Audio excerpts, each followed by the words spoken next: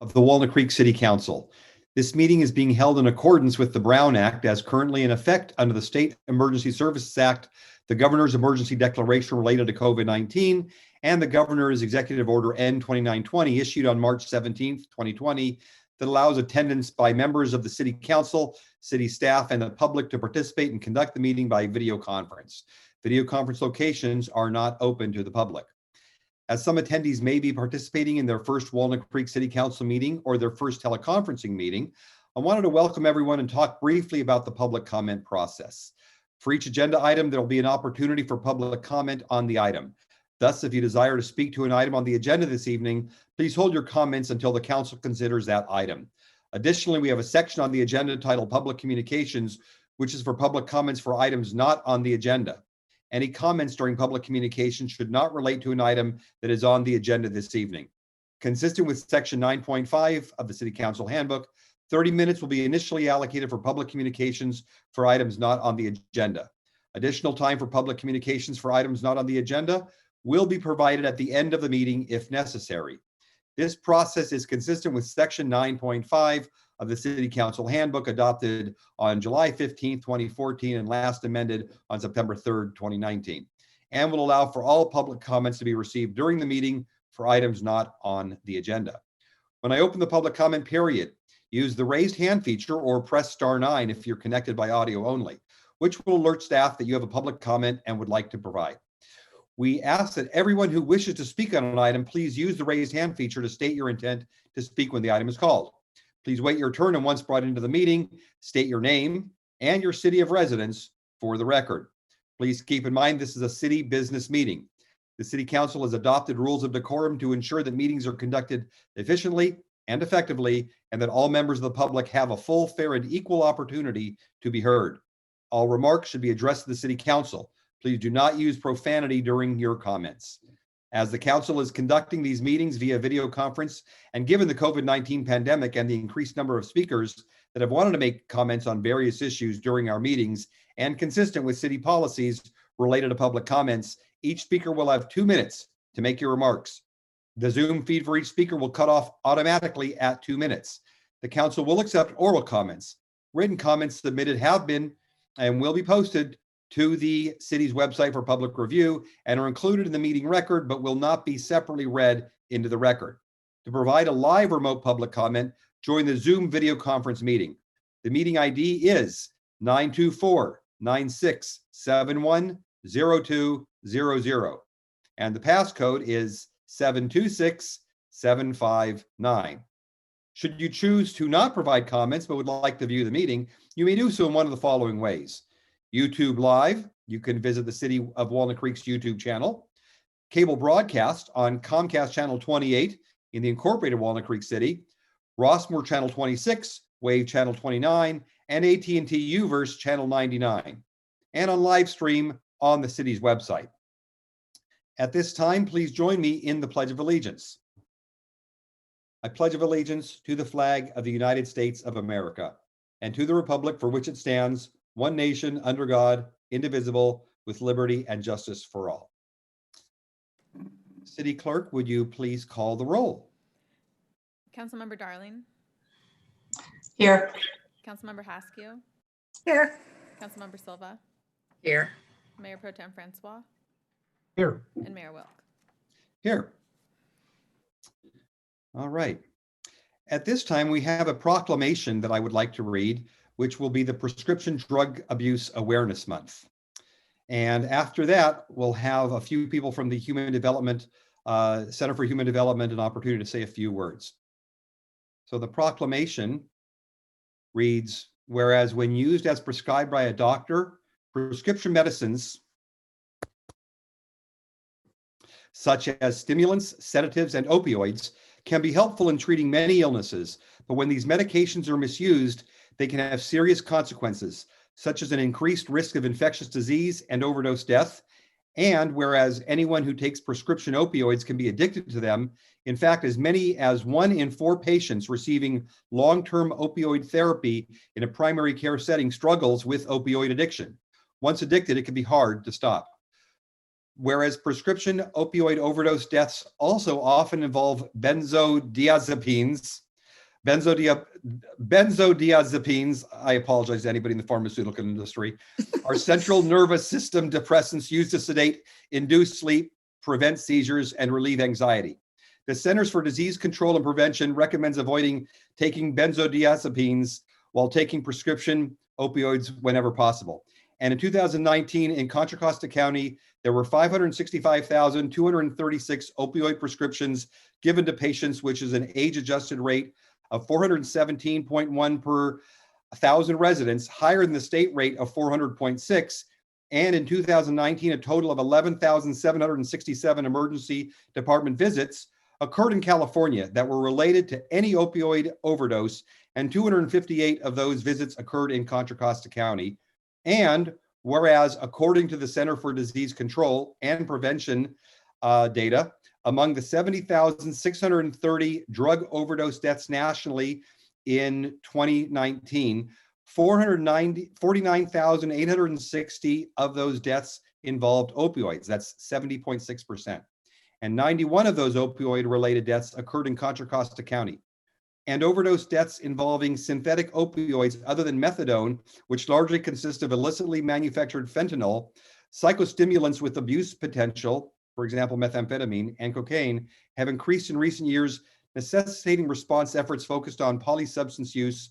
And whereas it's estimated the economic burden of prescription opioid use alone in the United States is $78.5 billion a year, including the costs of healthcare, lost productivity, addiction treatment, and criminal justice involvement.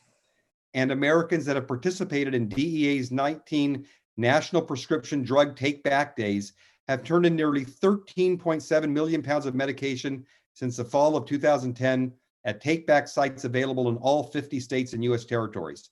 In Contra Costa County, during the last prescription drug take-back day on October 2020, 1,366 pounds of unwanted or unused prescription medication were turned in.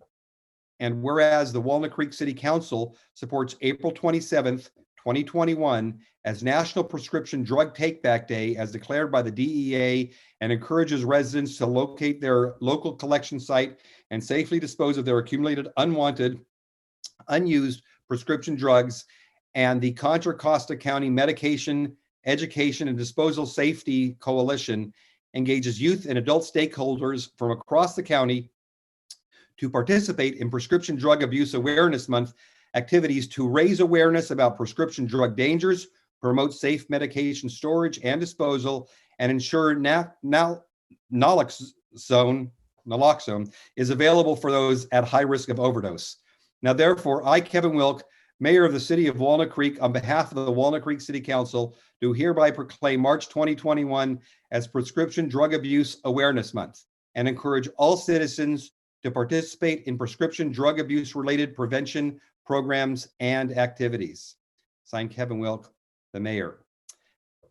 Now, I would like to ask if Jamie Rich would like to opportunity to say a few words from the Center for Human Development. And I believe you'll also be joined by a couple of students from Las Lomas from the Peer-to-Peer Club. Correct. Thank you. Thank you, Mayor Wilk, and thank you to the Walnut Creek City Council. As mentioned, yes, my name is Jamie Rich, and I work for the Center for Human Development, which is a nonprofit in Concord. And I sit on the Contra Costa Meds Coalition, but one of the most important things I do is to facilitate the Las Lomas Peer-to-Peer Club. And I would rather hand it over to Yeji Kim and Reshma Anwar to do the rest of the talking. Great. So take it away. Thank you. Hi, my name is Yeji, and I'm team leader, one of the team leaders at the Las Lomas Peer-to-Peer Club. And just to give like a brief intro, we've just been working towards reducing drug and alcohol abuse in the student population. And Reshma, if you could elaborate. I'm Rachel. I'm another leader of the Las Lomas Peer-to-Peer Club. I would just like to tell you about what the Peer-to-Peer Club is doing to address and prevent prescription drug use and abuse in our community. So currently we are creating flyers addressing prescription drug use to send out to our community, and we'll be presenting about prescription drugs, marijuana, and alcohol in health classes at Las Lomas High School. And we would just like to thank you for taking the time to address this issue, and thank you for allowing members of the Walnut Creek community to speak about this. Great. Well, thank you so much. It's such an important aspect of understanding, and this does tremendous good, not just throughout the country, but obviously in our local area as well. And I am so sorry for the mispronunciation on a couple of those words. Wow. I didn't get my tutoring on the pronunciation of them. So thank you so much for your involvement in this. The city and region really appreciates everything that you do. Thank you. Thank you very much. Next, we have a recognition for the Larky Swim Center contribution. And for the Larky Swim Center, we know that Walnut Creek has a long tradition of aquatics, and in 2014, the City Council considered renovating the 40-year-old plus Larky Swim Center. The project included expanding the size of the pool and adding a splash playground. We were approached by the Walnut Creek Aquanuts, who requested that the project further deepen the pool to serve the needs of the team's current and future athletes. The Walnut Creek Civic Pride Foundation was also interested in supporting the splash playground because of its accessibility for children of all physical abilities. The council agreed, and the project was funded in 2015 by a combination of in-loop Parkland dedication funds, East Bay Regional Parks District Measure WW county funding, one-time city infrastructure funds, as well as critical financial contributions from the Aquanuts and the Civic Pride Foundation. This evening, we are recognizing the support and ongoing partnership with these two community partners. And I'd like to ask Kim Probst, the Aquanuts coach, to speak first, followed by Natalie Inoue from the Civic Pride Foundation. Kim, take it away. Okay, so on behalf of the Aquanuts, I actually just want to thank the Walnut Creek City Council for believing in us and being willing to partner with us on this Larky Splash project. It was a huge undertaking for a organization of our size, but with our team of extremely dedicated parents and coaches and guidance from not only council, but city staff and other committees that had done projects like this before, we were able to pull it off. And so thanks for taking the plunge with us on this. It was a huge learning experience for me personally, but the end result was well worth it. And now we have this great pool for our whole community to not only enjoy, but really be proud of. So thank you. Great, thank you. Taking the plunge, I see what you did there. And then Natalie.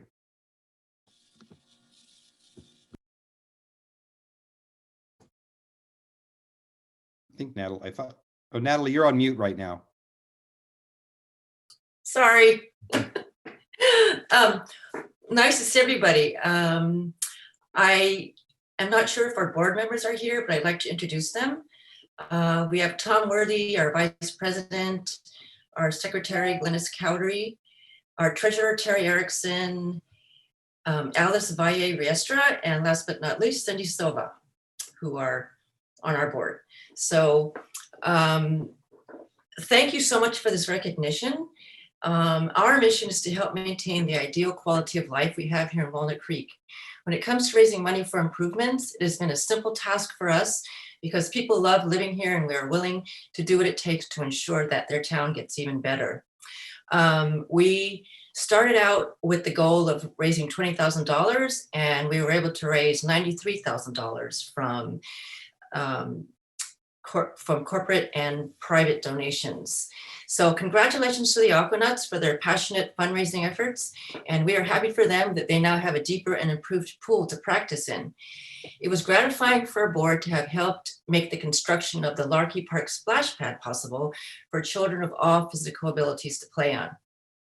Similar to our fundraising efforts in 2014 for the All Abilities Playground at Heather Farm Park, this is another example of the power of public-private partnerships. I'd like to especially thank the William Kerr Foundation for their donation of $50,000 and the Dean and Margaret Lesher Foundation for their donation of $25,000, as well as the individual donors who contributed to this project. So at this time, I'd like to mention that we are fiscally sponsoring another community food drive coming up on April 17th. At last October's food drive, our caring community donated over 2 tons of food and $10,000 in cash that went toward the Contra Costa Food Bank. We were grateful and blown away at seeing the endless bags of food that piled up at Heather Farm Park. So for more information on how to help, you can email wcserviceday@gmail.com. So thank you again, Council, for this honor and for all that you do for our city. Thank you, Natalie. And it is a wonderful facility. And then we have one final recognition tonight, and that is for the 2020 MISAC Excellence in Information Technology Practices Award. It's always a pleasure to be able to share good news on behalf of the city staff. And tonight we're taking a moment to recognize our Information Technology Division in Administrative Services. Walnut Creek's IT division has been honored with the prestigious 2020 Excellence in IT Practices Award from the Municipal Information Systems Association of California, also known as MISAC. MISAC is comprised of public agency IT professionals working throughout California. They promote the understanding and strategic use of information technology within local government agencies through sharing of best practices. Walnut Creek was one of just 25 cities and special districts across California to earn that coveted recognition. The award signifies that we have met or exceeded MISAC standards in the technology-focused areas of budget and strategic planning, purchasing, operations and staffing, customer satisfaction, internet, project management, professional development and training, disaster preparation and recovery, policies and procedures, security, and GIS. Information technology is a critical behind-the-scenes function that often goes unnoticed. If everything is functioning properly, then you don't hear much about their work, which means they're doing their job. Over this past year, though, our IT division has had to very quickly and radically reshape how much of our workforce will get the job done remotely. Their work, not only in the beginning of the pandemic, but continuing daily to support the shifting workforce, kept city services open and available, even while City Hall was not. We have long known that our IT division was top-notch, but it is gratifying when experts in the field acknowledge that as well. Congratulations to our IT division for the city of Walnut Creek.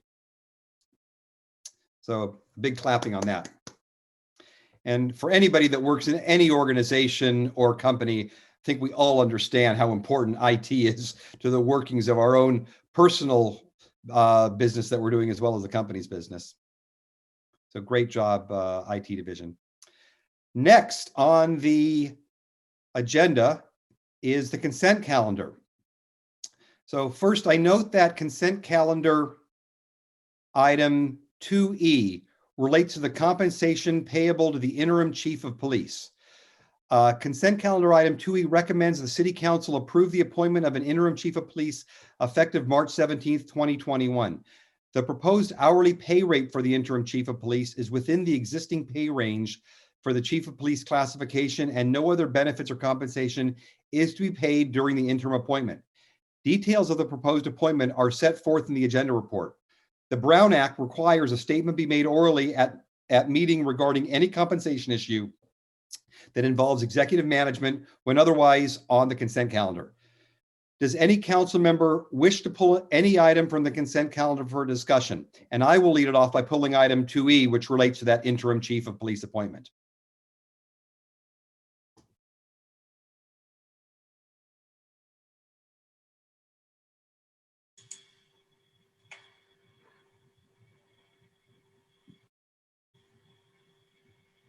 Is that nobody? All right.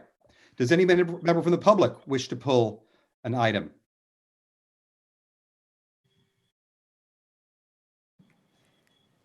Mayor, I don't see any hands raised for public comment on the consent calendar.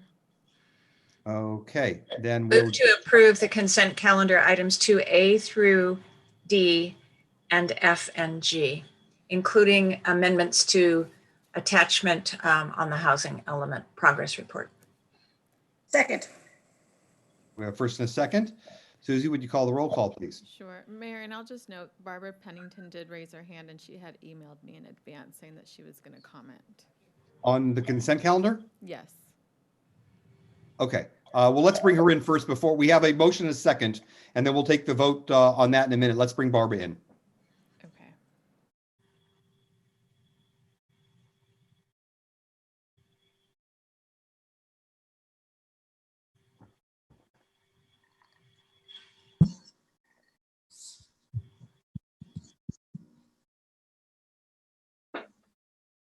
Hi, Barbara, you're on. Hi, I'm sorry, Kevin, I thought you said, does any member of the public want to pull an item? That's why I didn't respond earlier. To pull an item, meaning to discuss an item. Okay, I'm sorry, I don't know the lingo. I do wish to discuss the appointment of Interim Chief Pratt. Is that appropriate to discuss now? No, hang on tight right there. We're going to approve the rest of the consent calendar. So stay right there and we'll come right back to you. Okay, super. So Susie, let's take the roll call on the other items. Sure.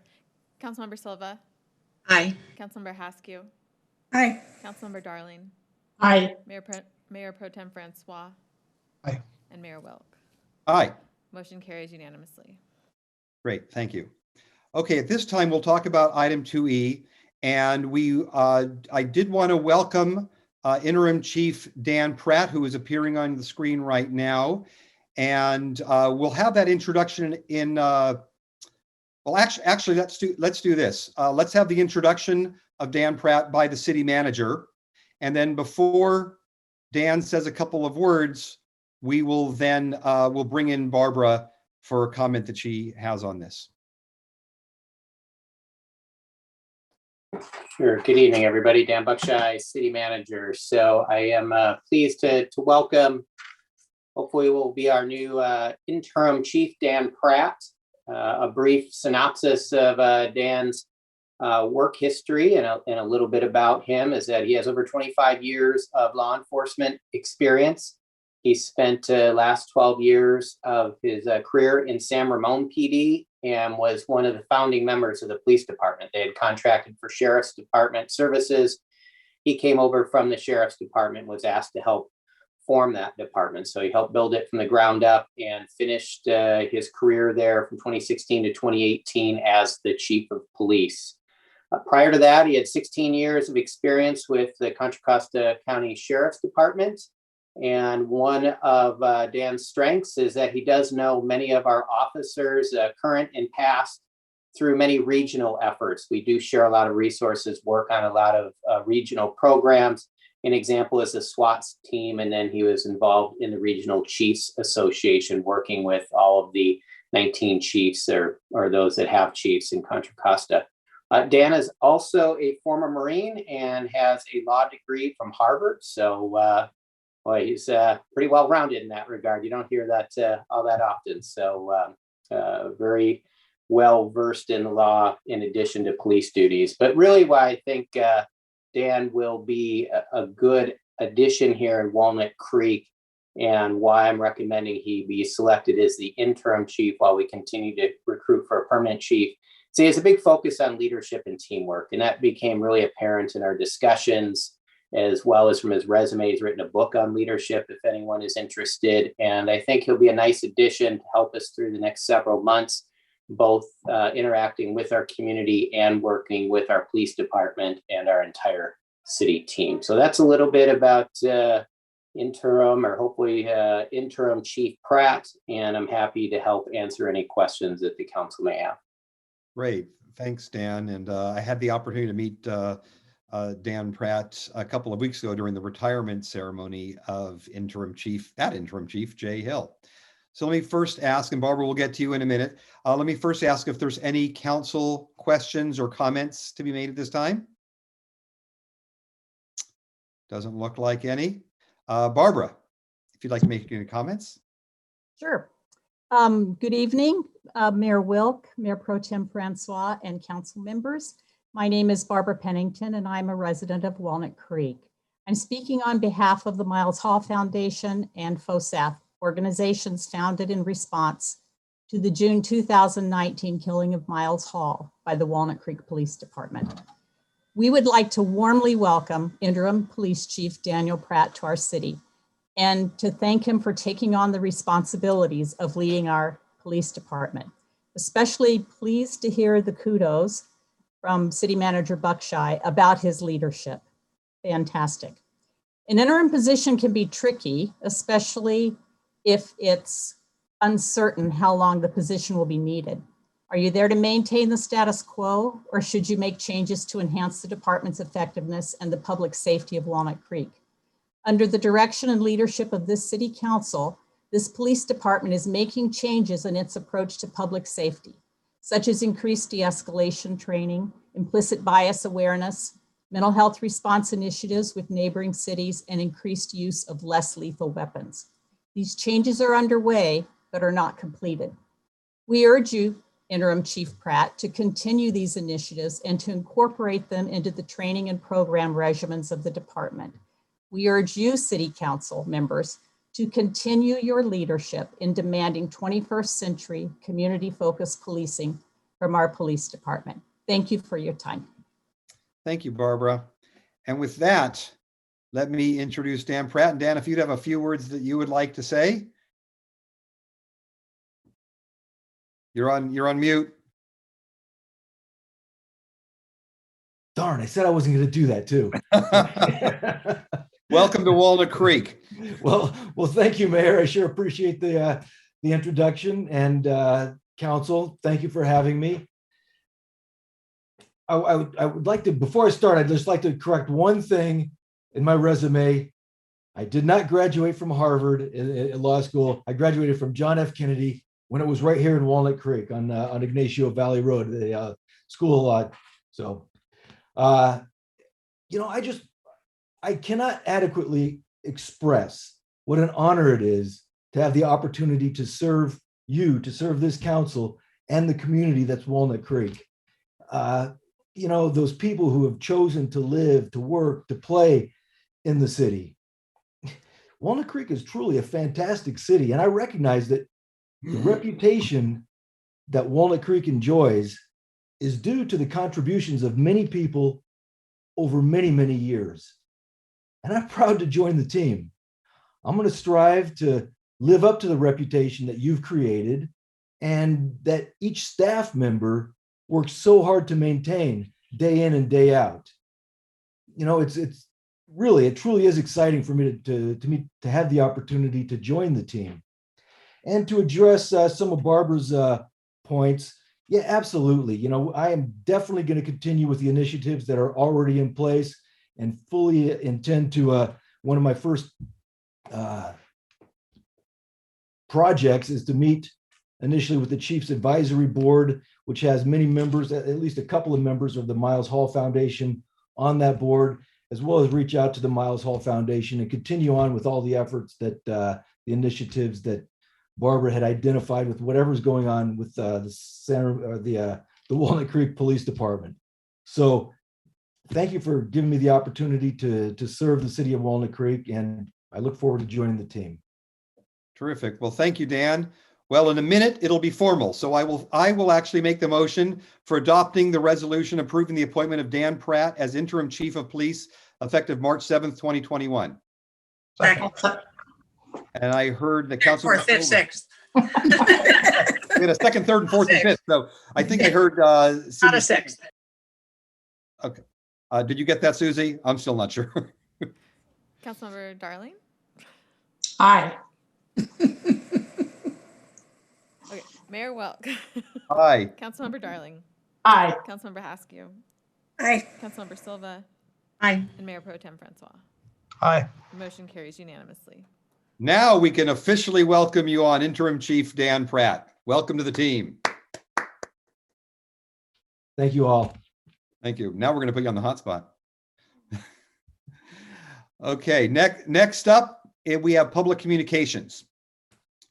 This portion of the meeting is reserved for comment on items not on the agenda. So the only other thing we have left on the agenda is the Sustainable Action Plan. So don't talk about that. Anything else is okay that wasn't on the consent calendar. Under the Brown Act, the council cannot act on items raised during public communications, but may respond briefly to statements made or questions posed, request clarification, or refer the item to staff. Consistent with section 9.5 of the City Council Handbook, 30 minutes will be allocated at this time for public communications for items not on the agenda. Additional time for public communications for items not on the agenda will be provided at the end of the meeting if necessary. Does any member of the public wish to provide public comments at this time? Please use the raised hand feature or press *9 if you're connected by audio only, if you would like to provide a public comment. For those who desire to provide public comment on an item not on the agenda, Please raise your hand now so that we can identify the total number of speakers that desire to speak at this time. As a reminder, each speaker will have 2 minutes to make their oral remarks. The Zoom feed for each speaker will cut off automatically at 2 minutes. Written comments submitted have been posted to the city's website for public review and are included in the meeting record, but will not be separately read into the record. And at this time, I'll note that the time is 6:32 p.m. and we'll take public comments on items not on the agenda until approximately 7:02 p.m. and then the remainder of any such comments at the end of the meeting if necessary. City Clerk, are there any members of the public who would like to provide comments? Yes, we have at least few speakers. We will get started with Catherine Wally. Okay.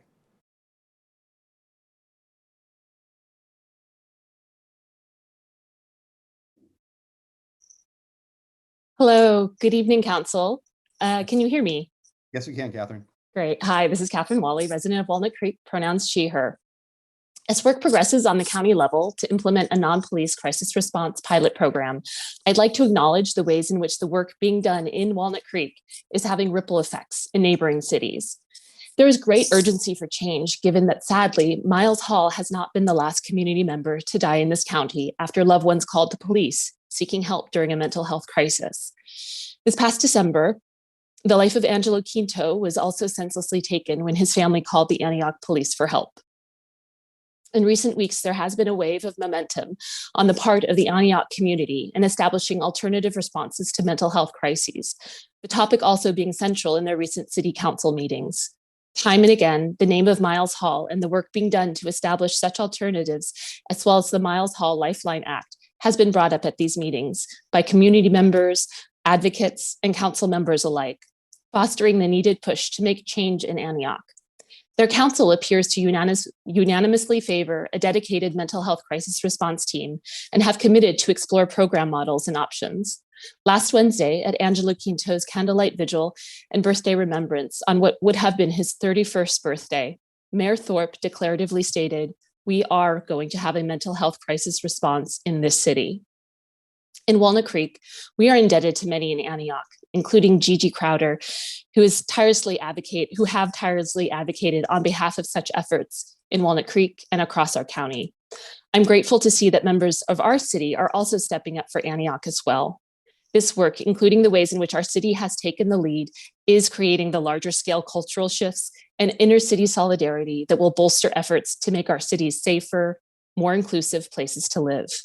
Miles is making change. Angelo is making change. Together, we are making change. Thank you.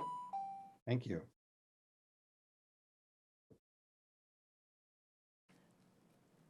Mayor, I don't see any other hands raised for public comment. Okay, and at this time, we will close the public comment for the evening. Now, people will still be able to comment on the consideration item, so just let people know. Next, we have council member and staff announcements, reports on activities or requests. Do we have any closed session announcements? Mr. Mayor, there are no closed session announcements. City manager reports. Yeah, good evening, Dan Buckshire, City Manager. First, I want to apologize and recognize my embarrassment for misspeaking about our interim chief's resume there. I clearly was reading too quickly, and I can explain another time how I made the mistake. So anyway, I want to acknowledge that. But secondly, a brief update on the recruitment for a permanent chief. We are still actively recruiting. The intention is to check in with the recruiter next week. And depending upon the pool of candidates, we will either look to move to interviews towards the end of the month or early April, or we'll extend the recruitment period for a bit longer. So more to follow in about 2 weeks. I'll have a more thorough update at that point in time. Secondly, just want to provide a brief update on vaccination process and where we're at overall in Contra Costa. We're currently at about a third of all residents who are 16 and older have received the first dose, and about 17% have received the second dose. I reached over 80,000 in a week. They have been targeting 75,000 in a week for vaccinations. And in Walnut Creek, our numbers are quite a bit higher. We are just under 50% for those receiving the first dose and just under 30% for those receiving the second dose. So great gains continue in that regard. And really the big push is just more vaccine, more doses available. The infrastructure there is to give doses. And as we've heard from the president and from the governor today and others, from the CEOs of the major biotech companies that are making the doses, the vaccines, we intend to see an influx by the end of the month. So those numbers should increase considerably. And again, Contra Costa is still working towards giving 1 million shots by the 4th of July. For those that have not yet received their shot, highly encourage you to go to the county's website at cchealth.org to find out the different ways that you can receive a vaccine, review the qualification criteria for who's eligible and when. But generally speaking, there are several options. One being through an individual's healthcare provider, another being through the counties through cchealth.org, another through the state at My Turn, and then there are also various pharmacies that are offering the vaccine, and you can literally sign up for all of those, be on an eligibility list, and will receive an email from one or more of those providers when someone becomes eligible. So beyond that, that's my update for this evening. Thank you, Dan. Oh, is there a question, Cindy? Thank you very much, Mayor. 2 questions. Dan, on the vaccination and how effective it has been to get people vaccinated in Walnut Creek, there might be some concern about the equity of our community versus other communities. I assume it's because such a large percentage of our community is over the age of 65, which is why we have such a large percentage, as well as that a large percentage of our population works in the healthcare arena. Is my assumption correct? Yes, that's my understanding as well. Correct. And my other question is about the American Rescue Plan. Do you have any information at all about what this might mean for Walnut Creek? Yes, we do. Good question. I should have included that in the update. So as we're aware, that was adopted by Congress, signed by the president just a few days ago. As 60 days from now, from that passage, it's intended that municipalities and other organizations will receive the first wave of funding. Overall, Walnut Creek is to be allocated approximately $8.5 million. There are several guidelines and restrictions and criteria for how the funding can be used, which we're waiting for more of the details. In short, we should receive half of that amount, roughly $4.25 by about mid-May, and the other remaining amount would be received approximately 1 year after that. So it'll be 2 phases. More details to follow. It can be used to help offset lost revenue. It can be used to pay for any pandemic-related expenditures, PPP, or any types of infrastructure upgrades, cleaning, that sort of thing. And it can be used in some instances for infrastructure such as water, sewer, or broadband were specifically listed. So what's occurring right now is the legislation was passed, and it will go through the process where additional guidance will be provided by the actual federal departments that will oversee the funding allocation. And as soon as we receive that, we'll obviously be working on this. So it's good news from a city budget perspective. As your council is aware, we have over a $3 million gap in our parking budget alone, and we'll be looking at a gap again for the operating budget for fiscal year 21. So our intention is to discuss this funding in conjunction with our overall city budget. So your council and the public will have the full context of what we're looking at budgetarily and how this funding may help. I don't know if anyone from staff was able to participate in this afternoon's webinar that Cal Cities sponsored, but the list of eligible funding is much broader than what it was for the CARES Act. And it included things like economic recovery, et cetera, as well as lost venue. So if cities and counties own venues that lost ticket sales, et cetera, that was specifically listed. So there is a broad list of things, which made me breathe a little sigh of relief. But also, we have opportunities, I know. Thank you. All right, thank you. Next is council member reports on their activities, assignments, and different upcoming events. Who would like to go first? Oh, I see. Mayor Pro Tem Francois, you beat me to it. I was going to call on you first anyway. Everyone else was looking down at their shoes, so I figured I would raise my hand. Good evening. Thank you, Mayor. Nice to see you all. Nice to see staff.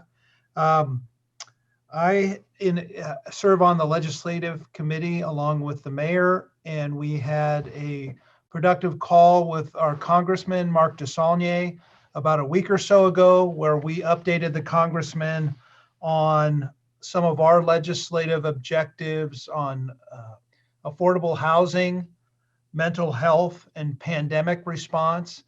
I can say that the congressman seemed very interested and excited about the efforts of our city and the county on mental health, and seems like he wants to be a strong ally in that regard. So that was encouraging to hear. He also gave us an update on some of the things that are happening in Washington and the service that he has on committees regarding infrastructure and broadband that seems like they could be beneficial to the city. So it was a productive meeting with the congressman. Then also with the mayor, I serve on the Diversity and Inclusion Task Force, and we had a kickoff call with staff on that last week. We got to talk to and hear from the city staff representatives for the city internal team on that, who are our economic development director, Colette Hanna, and our housing manager, Margot Ernst, and they helped us get some terminology down and also talk about how we can work on recruitment efforts for the task force, which should be beginning fairly shortly here. I'm looking forward to that and looking forward to working with you, Mayor, and staff on seeing progress made there.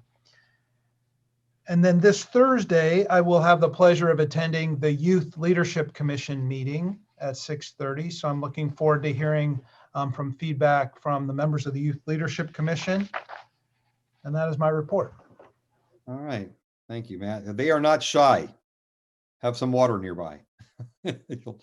Next, we have, Cindy Darling. All right. Couple things to talk about.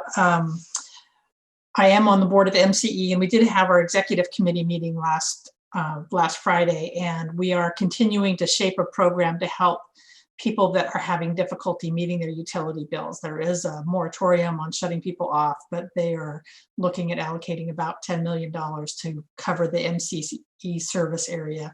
And so anybody that is having trouble with their utility bills, make sure you check in with your utility provider, especially MCE.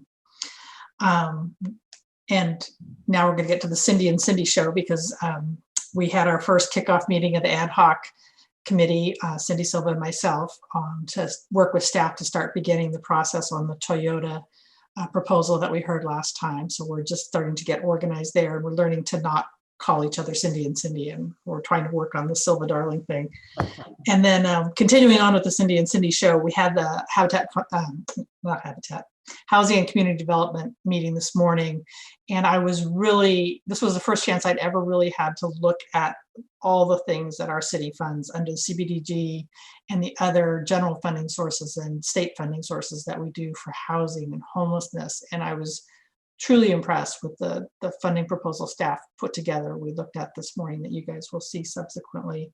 And then we also kicked off the start of the RENA process. And the RENA cycle is not an opera. It'll be the housing process that we're going to be kicking off and going through a final product in January of 2023 to update our housing element. And I'll leave it up to Cindy to describe it. It's going to be a housing element unlike previous ones from everything that we're hearing from staff. So stay tuned for more on that. So that's my report. Great, thank you. Well, in the spirit of Cindy, let's move over to Cindy Silva. Alphabetical order. Before S. I'll continue. The Housing Committee this morning did hear about the upcoming regional housing needs allocation process. Currently, ABAG is in the process. They have assigned the numbers. Those numbers have gone to the Housing and Community Development Department of the state for review. It's a 45-day period. Then they will come back to ABAG for a potential appeals process. One of the things we heard about this morning in the committee is about 51 appeals that were done in the Southern California area, and how out of 1.3 million housing units that they needed to allocate across that region, there were 3,300 units of change that they made, and how those appeals resulted in other people getting those 3,300 units. So we have to be mindful of what the process will entail. It is going to be, the numbers are large. They're large because state law adopted in 2017 created a formula that in fact generated these kinds of numbers.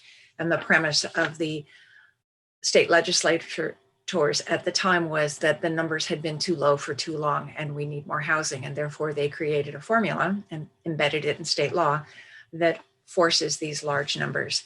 There's a lot of equity and social equity. I mean by that, environmental equity, as well as transportation considerations and the desire to ensure that we continue to reduce greenhouse gas emissions over time that are embedded in all of these formulas. And I really want to commend staff because there is a lot of work that has to be done on this. And Andy Smith and Margot Ernst in particular did a bang up job of presenting their report. It was, I don't know about you, Cindy, but we read a lot of reports and that one was really easy to understand. Depressing, but easy to understand. So I'll move on to a couple of other topics. The Rebound Committee met last week and will be meeting again this week, and more than 65 restaurants are in the process of, if they have not already received checks for their grants, they are in the process of working through the final steps. And and so that makes it a success. We will have more to report on by the end of the month because that program will close for these rounds by the end of the month. And we were starting to discuss, where do we go next, both near term, midterm, and long term? We're not out of the woods. Economic recovery is still going to be a really big part of what we need to do going forward. And we had initial conversations about that. And the mayor may add a few things on that when it comes to him. I also recently have been participating in a process of rebranding for the Convention and Visitors Bureau, which is part of the Chamber of Commerce. And Dan Buckshire, Colette Hanna, and Terry Kilgore were a part of that as well. It is refreshing. Their marketing consultant is very, very good. And the jewel of the East Bay will be disappearing. And instead we will be seeing something that is truly unique to Walnut Creek and really reflective, I think, of the fact that we're a sunny place. We are urban, we are welcoming, we have outdoor, we have indoor, we have shopping and dining. It's cultural, it's eclectic. And so more to follow on that, but stay tuned as they evolve. And on that note, the Recycle Smart Legislative Action Committee has met and is reviewing 24 bills of interest related to waste and recycling. And so as Recycle Smart takes its positions, we need to be kind of not necessarily in sync, but it may be informative. We will be meeting again next Monday to review those bills in a little more detail. I serve on 2 committees, special committees and task forces for Cal Cities. One is on advancing equity. We had our first meeting last week where the group of 25 were providing their input on the kinds of tools and resources that cities will need in order to be able to advance initiatives in this space. It was fascinating and it was an opportunity to really take a broad look at that. And it's a broad look at the communities. We are unique amongst the group. Everyone is a bit different. The second task force I'm serving on is on governance and looking at how the League of California Cities, which is nearly 125 years old, its governance structure from boards to general assemblies to policy committees. And that group that I'm working is serving as a sounding board for changes that may be coming forward to all of us as an organization. Last week was the Congressional Summit for the National League of Cities, which we are a part of. And the National League of Cities led the effort on the American Rescue Plan in terms of ensuring that $350 billion of funding went to local government and to the states. And there were good sessions on advancing equity. In addition, our California representatives met with our legislators last Wednesday, including Mark DeSaulnier, as well as representatives from both Senator Padilla and Senator Feinstein's offices. We talked with those legislators about COVID relief, both from an economic standpoint as well as a healthcare standpoint, and much thanks for their support in the American Rescue Plan. The need for additional funding at the federal level continued and increased in both the affordable housing as well as the homeless services arena. There are a lot of funding programs and tax credit programs, and that the future of affordable housing and the funds necessary to build that housing really starts with the federal government. We also talked about infrastructure, including broadband, and wildfires, disaster resiliency, and forestry management, including the fact that probably close to half of the forest fires that we've had in California have been burning on federal lands, and what forestry management is really an essential part of that. And two more items. Community Service Day is sponsoring a food drive on April 17th, as Natalie Inouye mentioned. The Walnut Creek Civic Pride Foundation is our financial sponsor, nonprofit. That food drive involves a number of different elements. Big email pushes out tomorrow. If you don't receive it, go to walnut-creek.org/service and sign up. And finally, two mentions, both of which will be of note to our new and second interim chief of police. The East Bay Regional Communications System Authority, which is the two-county agency that runs the public radio safety system, the safety system that covers both Alameda and Contra Costa counties, is looking to address two issues. The first is that as new development occurs, we realize that new development, whether it's a housing project or a multifamily project that's rising high, may impact the infrastructure of the radio towers that are being used for this public safety system. If that happens, and it actually raises an interesting environmental question for the environmental review process. If that happens, there will be a new policy that the city or the developer must carry their own weight for the changes in that infrastructure that will be necessitated by it. And so we have to be mindful of that as we look at each of these projects going forward. And the second issue is that the California Department of Justice has issued a ruling regarding the security of radio transmissions when you consider that dispatch apps make it possible for all of us to listen to dispatch, and that private information about people is actually being communicated in those public dispatches. The DOJ ruling is that we will be required to upgrade each radio for a new level of authentication and security, and that cost per radio, which will need to be borne by each city and each agency, is $750 to $1,000 is the rough estimation. And so it will have a budget impact as well as an impact. We're talking about the need to ensure security of information for the public, at the same time allowing for transparency to the public, and the little bit of conundrum that this might present. And thank you very much for allowing me to report on things that I've been working on. Thank you. And then we've got Councilmember Haskew next. Thank you very much. It's always a challenge to follow Councilmember Silva because she works too hard. I did attend the homeless task force, and there was a program presented on a group of volunteers, Walnut Creek volunteers, who have taken it upon themselves to clean up the freeway exits and entrances because they want, they're proud of our city and they want to make sure that everybody knows that we care about what's going on. And we talked a little bit about what it would look like if we did something like that. And then we also talked about whether we could use some unemployed people to take the unhoused people to take some of the responsibility. I attended the Contra Costa Transportation Authority Planning Committee, and we passed the approval of the growth management plan and its implementation. But the bigger amount of our time was spent on the Accessible Transportation Strategic Plan.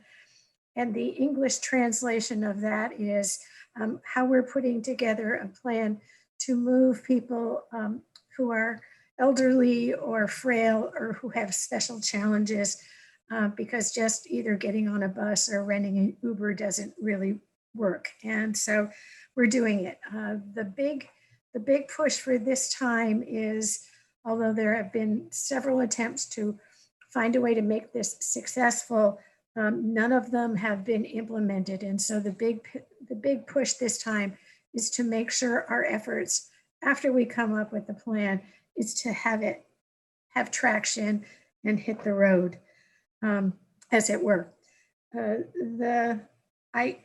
While I was at TransPAC, Supervisor Karen Bischoff announced that there was going to be some kind of service memorial for the people in Walnut Creek, the people in Contra Costa who have died of COVID. And the tentative date was March 22nd. I looked at the website at the county and it doesn't look like it's on there, but I know that they are intending to do something not unlike what the president and vice president did. So pay attention. This is something that's impacted our entire community.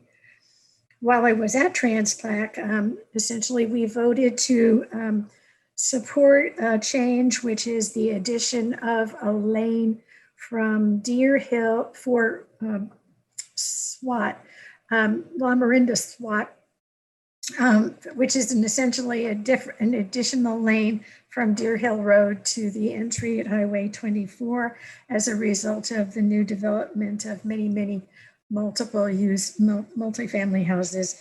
And finally, a lot of us were there, but it's also an item that we need to be aware of. And that was the mayor's conference. And the speaker was John Coleman, one of our representatives at the East Bay MUD. And he talked about water conservation, budget processes, and why the rates will probably go up. But also he spent some time talking about the weather conditions now and the fact that we need to start to be concerned about the lack of rain. And so that we need to be ready to start saving money. It's not like we can go back to the good old days when we can let the faucets run and the yards be watered so much and all the things that we do to enjoy water, but essentially waste it. So get your reminders out about how we survived the last drought, and we're going to have to do it again, it looks like. And that's it for me. Thank you, Luella. Yes, that was an important part, talking about the conservation of water immediately. Well, no surprise, several of the council members hit on areas that I went to as well, but a couple of them that I went to on my own, or at least weren't mentioned. One of them is County Connection. I sit on the board of directors there. And for anybody that is currently on the road commuting, if you are, you can certainly attest to this. The current data is showing that as many cars are on the road now as in the pre-pandemic, even though there are fewer jobs and fewer people going to work, because public transit isn't being used. And that's the problem right now. So we are working with County Connection and other transit agencies to ensure people will feel comfortable coming back on public transit, because the feeling is, and data shows, that this will change as the critical mass makes it being untenable being in the car for 90 minutes or more each way. And it's getting up to that in San Francisco or San Jose now. I also sit on the Environmental Quality Policy Committee, and we had a roundtable for Cal Cities a couple of weeks ago to discuss several issues for sustainability and how these will be discussed in the months to come with Cal Cities. So this included drought, fires, greenhouse gas emissions, recycling, and several other areas. And we're going to be hearing more about that as we come into the months ahead. For the rebound committee, Cindy Silva mentioned some of the things that we are looking to do in terms of near term, midterm, and long term. And I just wanted to state something that we also discussed a little is that these are not easy decisions of how we then move forward after we get into the immediate post-crisis arena. For example, lots of restaurants and people are saying, well, let's just extend outdoor dining longer. Let's just do it for another year or indefinitely. And there are still issues that we have to discuss about that. For example, how do retail stores feel about there not being the availability of parking, or if their storefront may be blocked, or what do we do about increased traffic that may occur on some of those streets, or how do we account for the loss of revenue of parking? So there's a lot of issues to be discussed. And it's not just that we can suddenly say, yes, we should do this. So this will be coming back to council, first the rebound committee, and then some recommendations that'll come to council in the next couple of months. So stay tuned for that. And I then finally wanted to mention that our first round of the Mayor's Initiative, Heroes Among Us, resulted in more than 70 nominations received by the city, highlighting a variety of residents who've gone above and beyond to help people through this difficult time. A panel of graduates from our Walnut Creek Citizens Institute helped narrow the field, selecting the top 3. And I'll be announcing our honorees later this week and sharing their stories. So thank you to all who have submitted nominations. We'll open up the submission period again within the next couple of months to offer additional chances to highlight our heroes among us in Walnut Creek. You can go to the city's website, and you can, on the front page, you'll see where you can click through to get more information and to be able to nominate when the nominations are open again. And that is my report. So watch for that update on the honorees. Mayor Pro Tem Francois, did you have a question or comment? I did. I had 2 questions for staff. One of them may be directed to Councilmember Silva. It was in regard to the draft RENA numbers and those being set by a legislative formula. If we could have a reminder about what our draft numbers are and what realistically the chances are that we would have an opportunity to affect or influence those numbers. Let me address that one briefly, if I may. We are intending to provide an update to the full council, status update similar to what was provided to HCD committee, where we can provide that level of detail in terms of our current allocation, what the draft allocation looks like. In short, we're going from, it's more than doubling in short, from about 2,500 to approximately 5,800 total units that we would need to plan for. But we do intend to provide an update as well as an outline of where we go from here. Next steps are several months ahead of us as ABAG works through its process before the numbers are finalized, but the likelihood of seeing significant variation from those numbers seem fairly low at this point. Thank you. And my other question, it was one that you just referenced, Mayor. I appreciate your reaching out to the Citizens Institute. I don't believe we conducted that last year due to COVID, and I'm just wondering if we have any plans to resume that this year, if it's safe to do so. The Citizens Institute? Yes. That's something that is handled through our public communications officer. So Betsy, I'm sure, is looking to see how we can arrange that for the next year. Okay. And actually, Betsy, we don't need to have you on now for this, but if you could maybe give the council an update for your plans on the Citizens Institute. And I believe there was the Employee Institute as well, and I haven't heard anything about that. So maybe just update us within the next week or so about what the plans are. Thank you, Mayor. All right. Next on the agenda is a consideration item titled the Sustainability Action Plan, Phase 2 Policy and Strategy Development. And at this time, I invite staff to provide the staff presentation. And just to let anybody know that's on Zoom, I assume that anybody that's not on staff is interested specifically in this next item. And so the way the agenda will go on this is we'll hear the staff report, we'll have council questions at that time, and then we will go to the public. And the public communication will only be on this one item. So just letting people know, you will have plenty of fair warning on that though. So let's start off with the staff report. And Kara, is that going to be you? No, it's going to be Mark Wardlaw. Mark. Good evening, Mayor Wilk and City Council members. I'm Mark Wardlaw, Walnut Creek Community Development Director. This evening, you're going to hear from your project team for the Sustainability Action Plan. We'll speak to the topics that will be presented shortly as we power up our PowerPoint.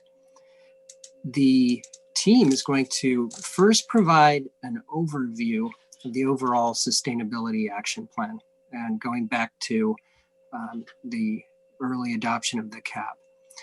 And then we will report on the completion of phase 1 of this project, which will highlight the results of the technical analyses and community engagement. Next slide, please. Next slide. Then we will present the recommended approach to phase 2 of the action plan, which is focused on policy and strategy development, and then through a framework of analyzing greenhouse gas reductions. We will present 3 scenarios to serve as the range of benchmarks for future greenhouse gas reduction targets. We'll identify key factors and considerations that may affect greenhouse gas reductions and implementation measures, such as trends in transportation and post-COVID opportunities and challenges, and criteria to quantitatively and qualitatively evaluate the strategies such as costs, greenhouse gas reductions, co-benefits, and implementation feasibility. Those then can be compared to the benchmarks that I mentioned earlier. This evening, we're seeking council's input on the proposed factors and the criteria that will be used to evaluate the strategies. Towards the end of phase 2, we will return to the council to report results of these analyses, what specific strategies to consider in community engagement. At this future meeting, council will be asked to finalize a greenhouse gas reduction goal and then specifically prioritize the strategies to reach it. Next slide, please. Tonight, you'll be hearing from your city staff team, myself, and the Sustainability Coordinator and Housing Analyst, Kara Batista Rao, and Tammy Seal, the Project Manager from our consultant at PlaceWorks. Next slide.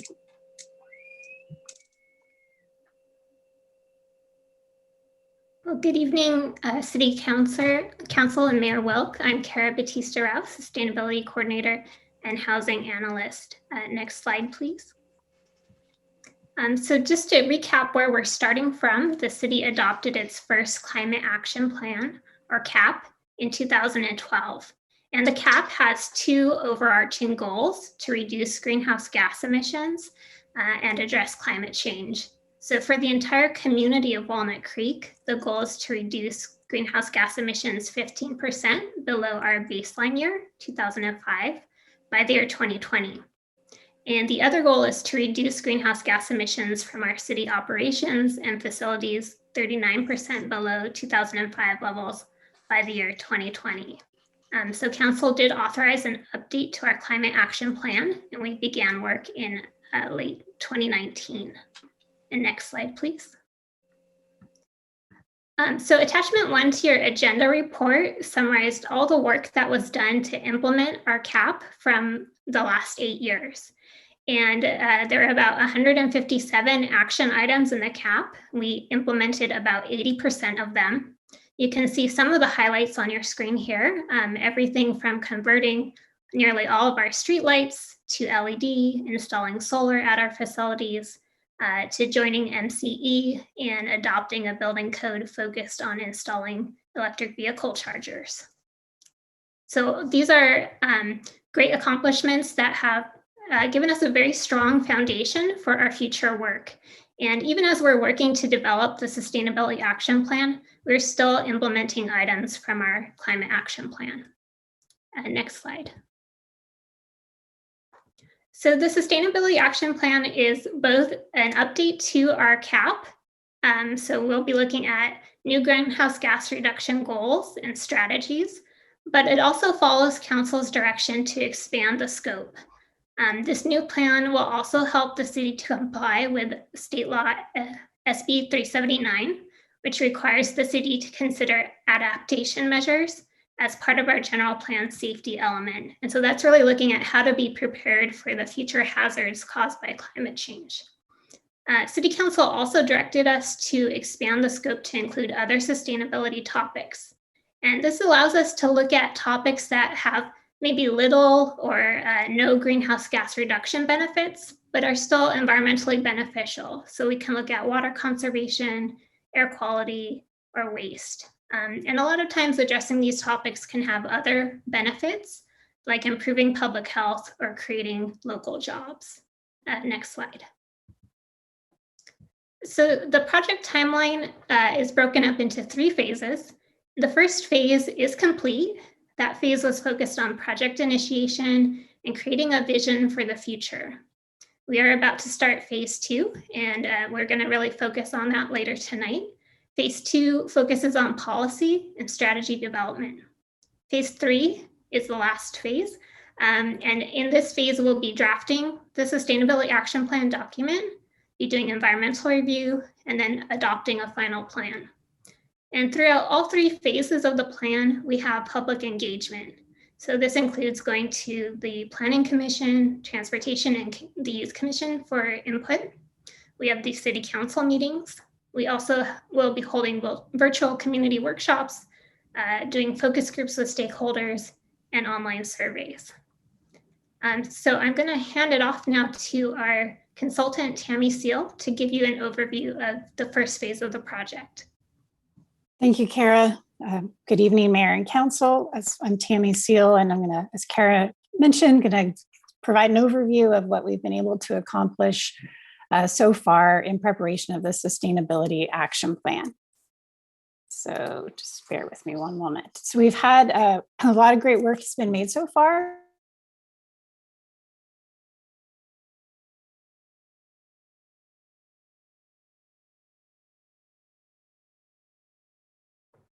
Uh-oh.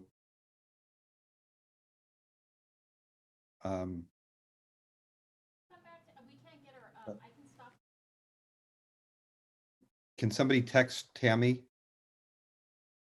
Yeah, I'll text her. We had, as Oh, Kara, there we go. greenhouse gas emission. I go over each. Tammy, you cut out there for about a minute. Okay, sorry about that. I just got a warning that my internet was unstable. I apologize. So bottom line is I'm going to go over our work to date, the greenhouse gas emissions inventories and the vulnerability assessment. I apologize for that. It's happened all. Maybe you should turn your video off. Yeah, if that's, I'm happy to do that as long as I don't think it'll interrupt anything. So, okay, as Kara mentioned, the state now has a requirement through Senate Bill 379 for communities to address climate adaptation and resilience. And the first step in doing that is to prepare a vulnerability assessment. The climate vulnerability assessment describes how hazards in the Walnut Creek are projected to change, and in particular, how they're expected to be exacerbated by changing climate conditions. The vulnerability assessment, in addition to identifying hazards, assesses what impacts are likely to occur to people, places, assets, infrastructure in the community, and to assess what that impact could be. And the work that we've done here in Walnut Creek on the vulnerability assessment builds on the vulnerability assessment that Contra Costa County prepared as part of their countywide general plan update. So we have consistency in that effort as well. In the vulnerability assessment, we looked at hazards that have been known to occur in Walnut Creek. We also intended to anticipate hazards likely to occur with changing climate conditions. And so that includes air quality, drought, extreme heat, flooding, human health hazards, landslides and debris flows, severe storms, and wildfire. So it's a lot. And then with that, we looked at how different populations in the communities could be affected, building important economic assets, ecosystems, and natural resources, and key community services. So a full summary of the vulnerability assessment is provided as an appendix to the staff report, and it's also available on the project website for community members to review.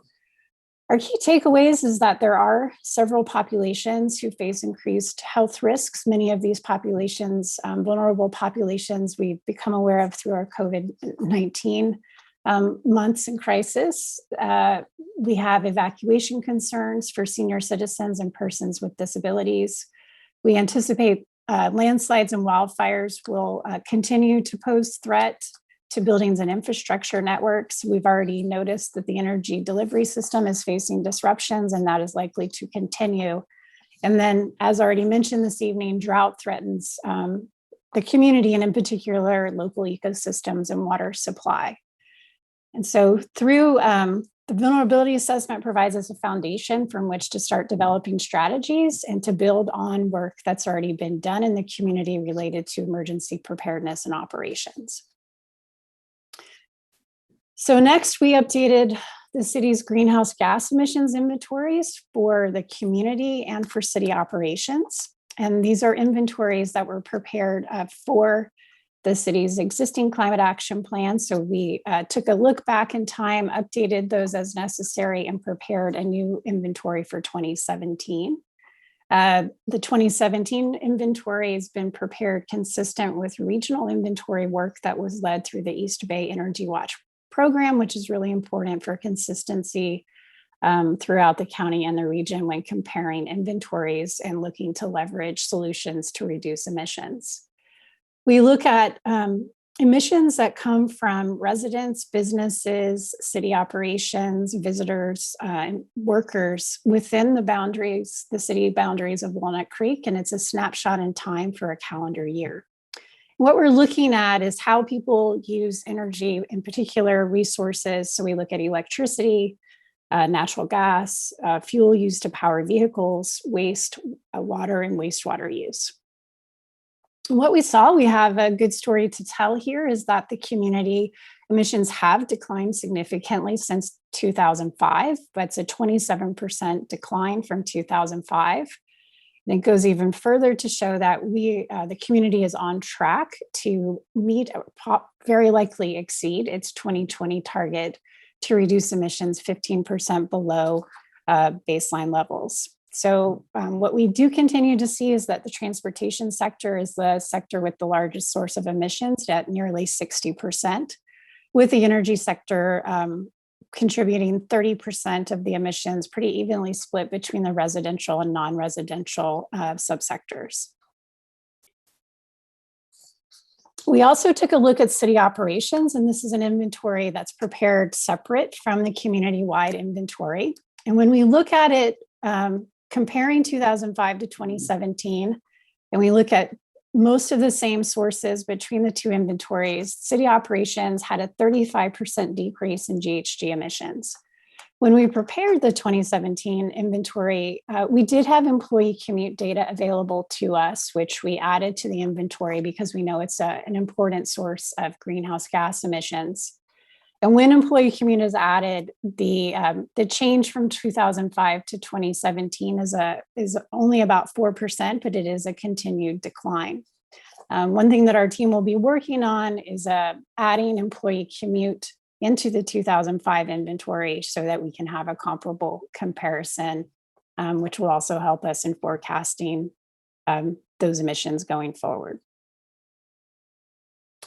And as I mentioned, so we prepared our first forecast, which take the 2017 emissions and project them forward, assuming that 2017 behavior will continue into the future and that no efforts will be done to reduce greenhouse gas emissions. So it sets a foundation for calculation of all the great work that has continued through implementation of the CAP.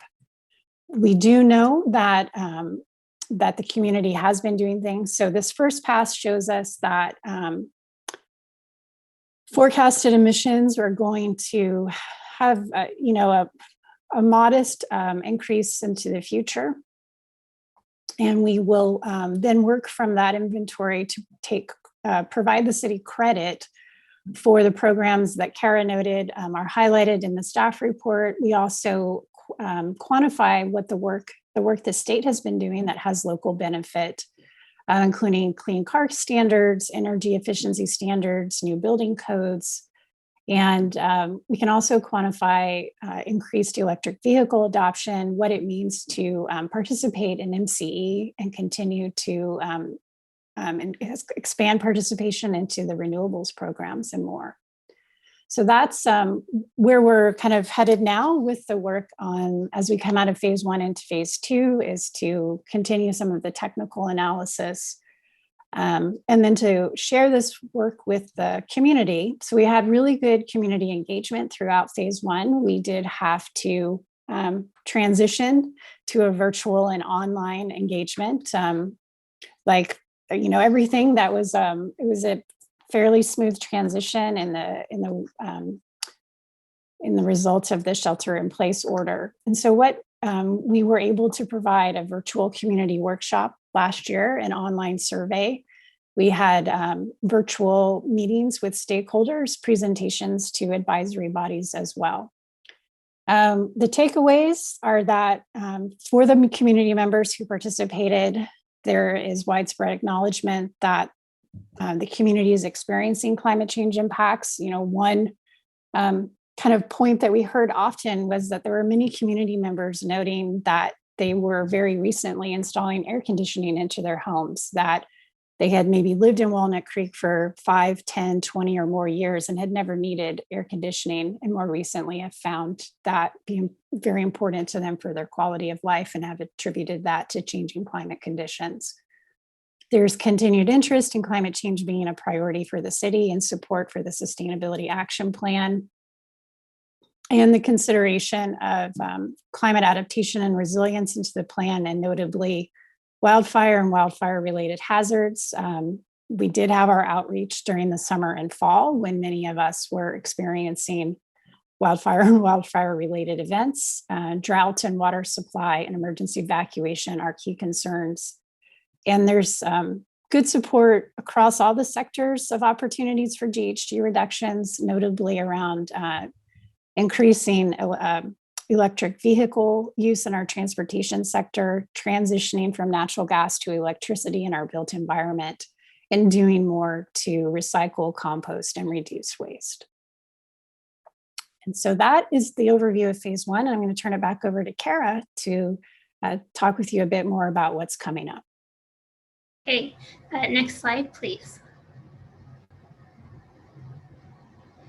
So we're moving into phase 2 of the project. And again, phase 2 is focused on developing and prioritizing strategies. We'll be looking at setting new greenhouse gas reduction targets and the strategies to reach them. And although a lot of the rest of the presentation is going to really focus on talking about greenhouse gas emission reductions, I just want to emphasize that the Sustainability Action Plan, we will be looking at strategies for climate adaptation and sustainability. As Tammy mentioned, the public engagement and vulnerability assessment can help to inform what strategies we start looking at for adaptation. And again, we can look at some non-climate related sustainability strategies like water conservation, air quality, or waste, for example. So next slide, please. So our work to reduce greenhouse gas emissions takes place in the context of what the state is doing. And the state has set a number of goals or targets to reduce emissions. So for the year 2030, the state has a goal of reducing emissions 40% below 1990 levels, and that's a legislatively adopted and binding goal. There are 2 non-binding executive orders. So for the year, for an earlier executive order, it targets the year 2050, and they want to reduce emissions 80% below 1990 levels by that time. And then a more recent executive order sets a goal of becoming net carbon neutral by the year 2045. Next slide, please. So this chart is really showing the difference between the state's targets for the future and Walnut Creek's forecasted emissions, assuming that Walnut Creek takes no new actions. So in the dotted blue line, you can see our emissions levels from the year 2005. That's our baseline. Walnut Creek's projected emissions with no new actions is the yellow line. and the white line is the state's targets. So in 2020, Walnut Creek was achieving more greenhouse gas reductions compared to the state. By the year 2030, the state is slightly ahead of Walnut Creek. The state would be projecting to have about a 49% reduction compared to Walnut Creek's 43% reduction. And then that gap widens as you get out to 2050. So there's about a 37% difference at that point. So the state is projecting they would be 83% below 2005 levels compared to 46 below for Walnut Creek. So in those future years, to reach those similar state targets, the city would have to consider new strategies. Next slide, please. So what staff is proposing in phase 2 is to analyze 3 different scenarios based on these state goals and look at what strategies the city would need to do to reach similar levels. So we're calling these the low, medium, and high scenarios. In the low scenario, we would just look at what strategies we need to continue to reach those forecasted emissions and not have any additional new actions to implement. We're calling the medium strategy the state compliance scenario. This would meet the legislatively adopted 40% reduction by 2030 goal.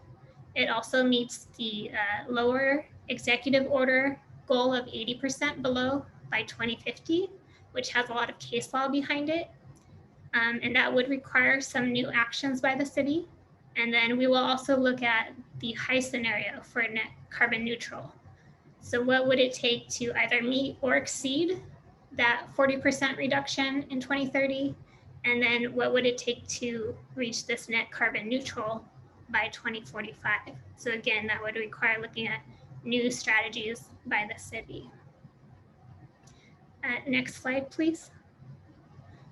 So when we're developing these strategies, we want to be thinking about the broad trends and the context of the region, what factors might influence our success in implementing these strategies in the future. So we are looking tonight for council's input on these factors and to see if there's anything else we should be keeping in mind broadly. So a few of them, we can just point out a couple. For example, we'll think about the trends in the transportation industry towards electrifying vehicles. There are probably quite a few post-pandemic opportunities like telework and challenges like transit ridership recovery. And we can also think about things like the regional housing crisis and how that might impact what the nexus might be with our climate work. So next slide. Council's also being asked tonight to give input on this list of proposed criteria that was included in the agenda report. So we want to have a consistent way of evaluating strategies and are proposing to use these criteria, which are within the project scope and budget. So in the earlier stages of phase 2, we'll be doing more of a qualitative assessment for all the strategies we're looking at based on the criteria that are approved by council. So looking at estimated financial costs and savings. Is it easy or hard to implement? Does it take a lot of staff time or not? We'll look at the greenhouse gas reductions. We'll consider what we're calling co-benefits, which are additional positive outcomes. So for example, increasing jobs or improving air quality as well. We will think about who the strategy applies to. Is it something the city would need to do? Is it something the private sector would need to do? We'll look at the level of implementation. Is this a voluntary action that people can choose to do, or is this something mandatory like an ordinance that they must comply with? And then we'll also think about funding sources so that we can actually implement this work. Next slide, please.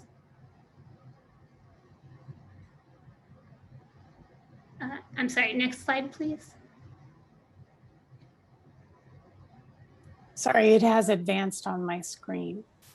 I will try it. I will go back and forth. Here we go. Oops. There we go. Thank you. So this is just a made up example of how you might apply these criteria to different strategies.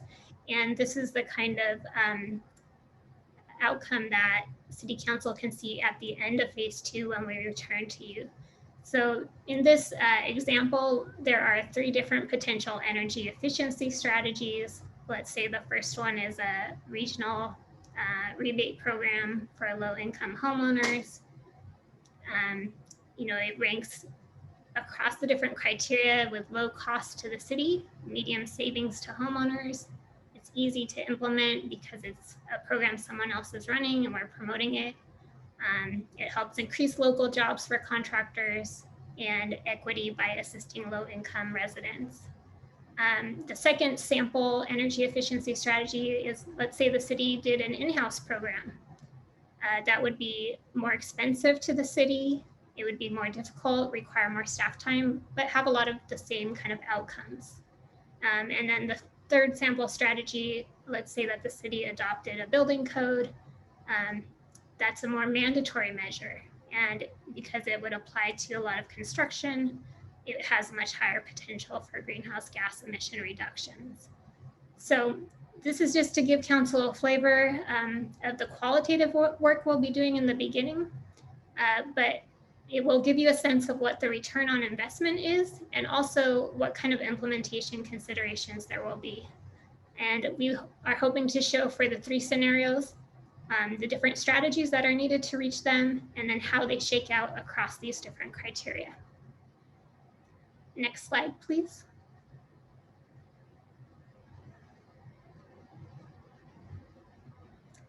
So again, we are entering phase 2.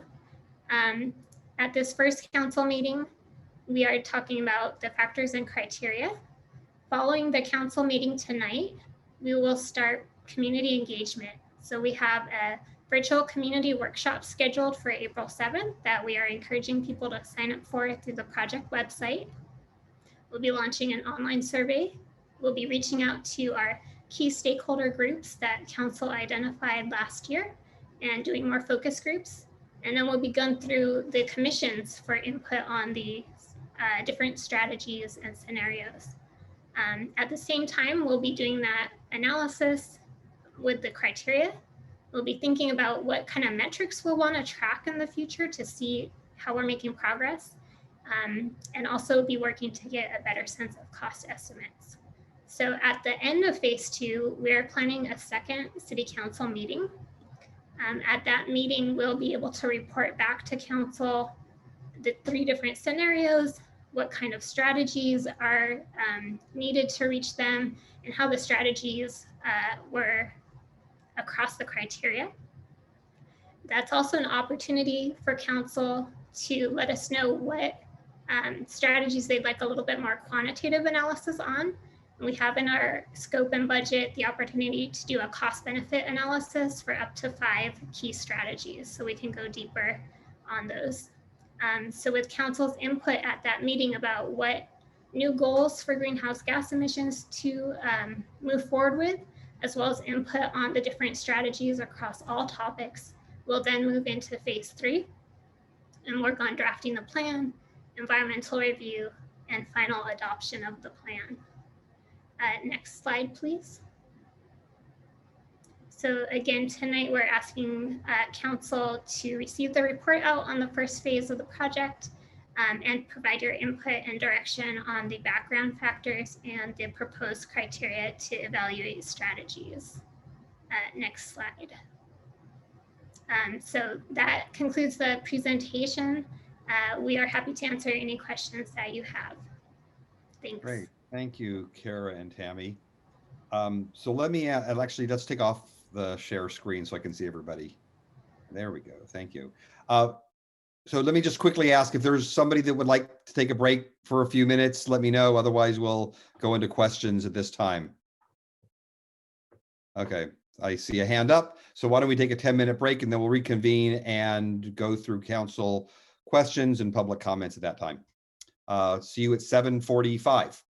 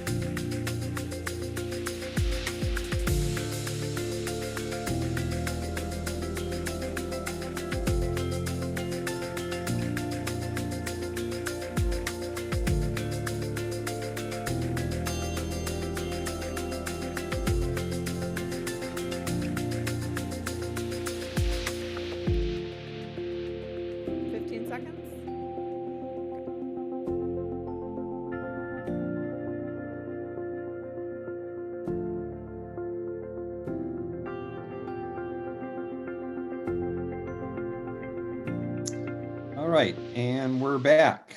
So continuing on to item 5A on Sustainability Action Plan. It's now time for any questions by the council of staff. And so let's, I see Luella's hands, so let's start there. Okay, well, I am the least sophisticated in this particular area, so I got to get my baby questions in early. As we're looking toward increasing, and I'm not sure who I'm addressing this to, as we're looking toward increasing the amount of reduction, do we hit a point of diminishing returns and somebody says you have to reduce greenhouse gases by 80%, but it isn't even like possible? And what do we do? Or are we confident that we can set up a scenario where we actually get to the goal? So we are going to look at what other cities are doing and best practices. And there are a number of other cities that have recently adopted plans with that 80% reduction goal. So part of phase 2 is really seeing what's going to be feasible in Walnut Creek. What are the real costs? What does it take to reach those goals? So we can have a more informed decision when it gets to the point of setting those new goals. Okay. So in one of the cost analyses, are we going to look at whether it's more efficient and more inexpensive to build new than retrofit? Just kind of, I'm thinking about how much we have already, and do we choose in most cases to build new and better, or do we retrofit? For the community or for city facilities? Well, let's start with ours. We're not rolling in dough, and we've got plenty of time to work on this problem. But just kind of, do we, if we get to a building or some kind of facility, do we basically kind of just say, let's knock it down and start again? I mean, I think we would be in close communication with our Public Works Department and also be looking at other council initiatives like the Your Parks, Your Future that was looking at, what buildings to take down or not. But we will definitely explore what can be done to rehab buildings to be more efficient or to have other, sustainable features. And it's important to address both existing buildings as well as new construction, and we can look at strategies for both in phase 2. Okay, and how much power do we have to say, as somebody suggested somewhere, we insist that you put in more bike racks in new construction? Is that part of the plan, and how much power do we have to implement such an idea? So we had an action for that in our current climate action plan. So for new development, that there's a certain amount of bike parking that goes in. And that's right, and e-car charging places, and my other question is, there could be something coming down the line we don't even know about. For example, autonomous vehicles, so almost nobody has any cars and they're just like scooter pooping around the city. Do we build in abilities to absorb these new technologies and things like that? Yeah, so we were trying to get at that with the factors. Obviously, we can't predict the future, but we can try to identify as much as we can what's coming down in the future. And I'll just invite Tammy to speak a little bit about how they try to handle that. We want to think about, new technology, kind of the changing conditions of the world. Since transportation is a big source of our emissions, what are some trends in transportation and transit? And since energy is also a big source of emissions, what are we seeing in terms of the trends towards electrification? Tammy, do you want to add anything to that? All right, I do think you covered it pretty well. I mean, we part of this work is being able to write strategies that have enough information in them for us to have some certainty to quantify the performance, the potential GHG reduction, and the other benefits. But we also aim to write them in a way that provides flexibility to allow the city to respond to changing conditions over time, which I think you've seen as you have implemented the existing climate action plan. And in the summary, you can get a sense of what was pretty easy to implement right away. And then there were new things that came up that we couldn't have anticipated in that last cap. So you do have flexibility to work with what's best available to you at the time, as long as you're reducing your emissions. You're still on mute. The biggest source of our greenhouse gases right now is transportation producers, and we're a city that's people travel through us to get to other places. Employees, we want to increase our jobs, and that will attract more employees into our community. People are commuting out. What do we do? And like the freeway passes through us. Is the freeway part of our measurement? And what control do we have about how that is included in how we reduce any of our greenhouse gases? Yeah, so I'll ask Tammy to speak to the methodology on that. It's a little bit different when you're thinking about city employees versus the methodology for the whole community. Thank you. So try to say this simply. Oh, good. That's about what I could understand. I'm not a transportation planner. So we rely on the expertise of our transportation planners to build a model that is sensitive to where trips start and where they end. And so we rely on what's vehicle miles traveled. So, the trips people are making. And for the trips that begin and end in the city, we fully capture those in the inventory. For those that begin outside and end in the city, or begin in the city and end outside, we capture part of those. It's usually half. For those through trips where someone starts in Sacramento and they end in San Francisco, those are not included. For that reason, to be sensitive, you can't control who's on the freeway, trips that people make for fun. So we take those out of your inventory. And then through the strategies, we do seek to be sensitive to the economic characteristics and land use characteristics of Walnut Creek and the importance the city is in being a job generating community as well. Okay, and I think this is my last official question.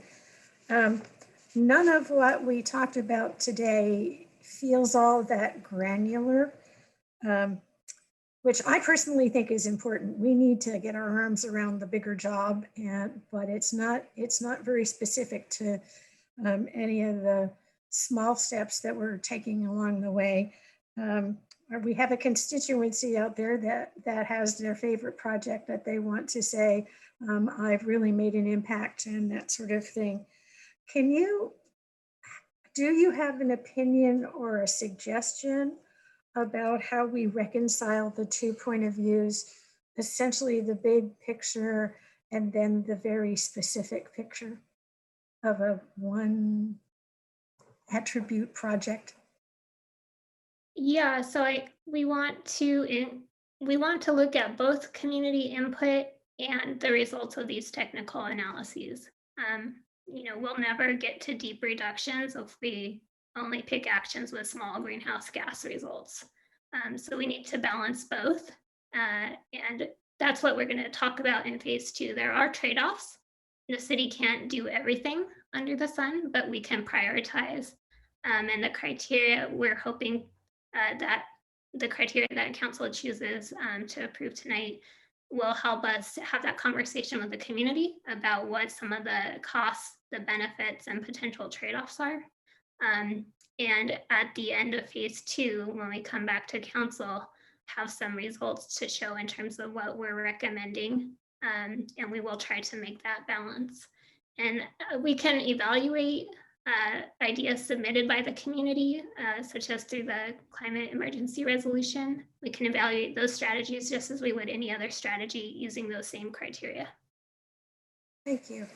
Before I sign off officially, I want to thank everybody. This is a monsoon of information that you gave us, and I really, really appreciate it, and understood way more than I thought I was going to.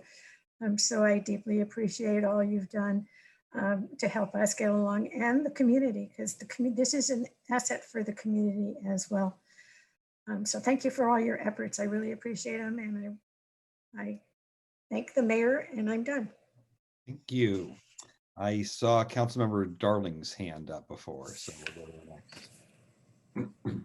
So I wanted to start with what the difference, you're looking at a couple different scenarios, and the most aggressive, or not calling them scenarios, but goals. So you are looking at the 2045 net carbon neutral goal, right? And then I wanted to make sure I'm understanding that. Could you put the gap to target slide back up? I don't know who has that.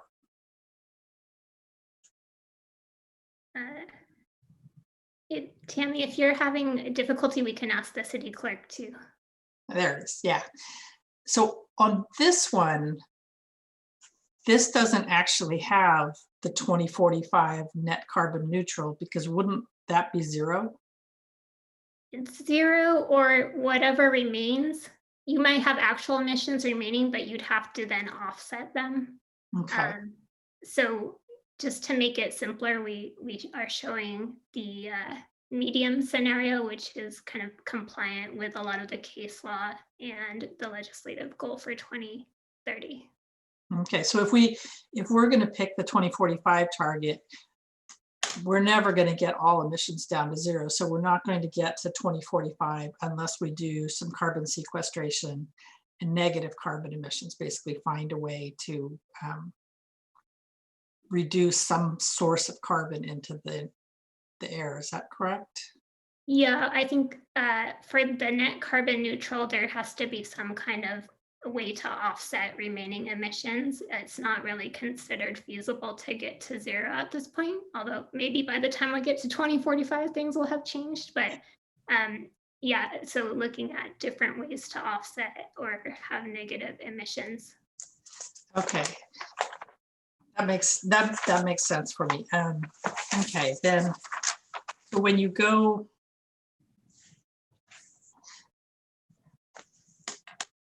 so the other question I had related to, you could take this down. I think I understand that.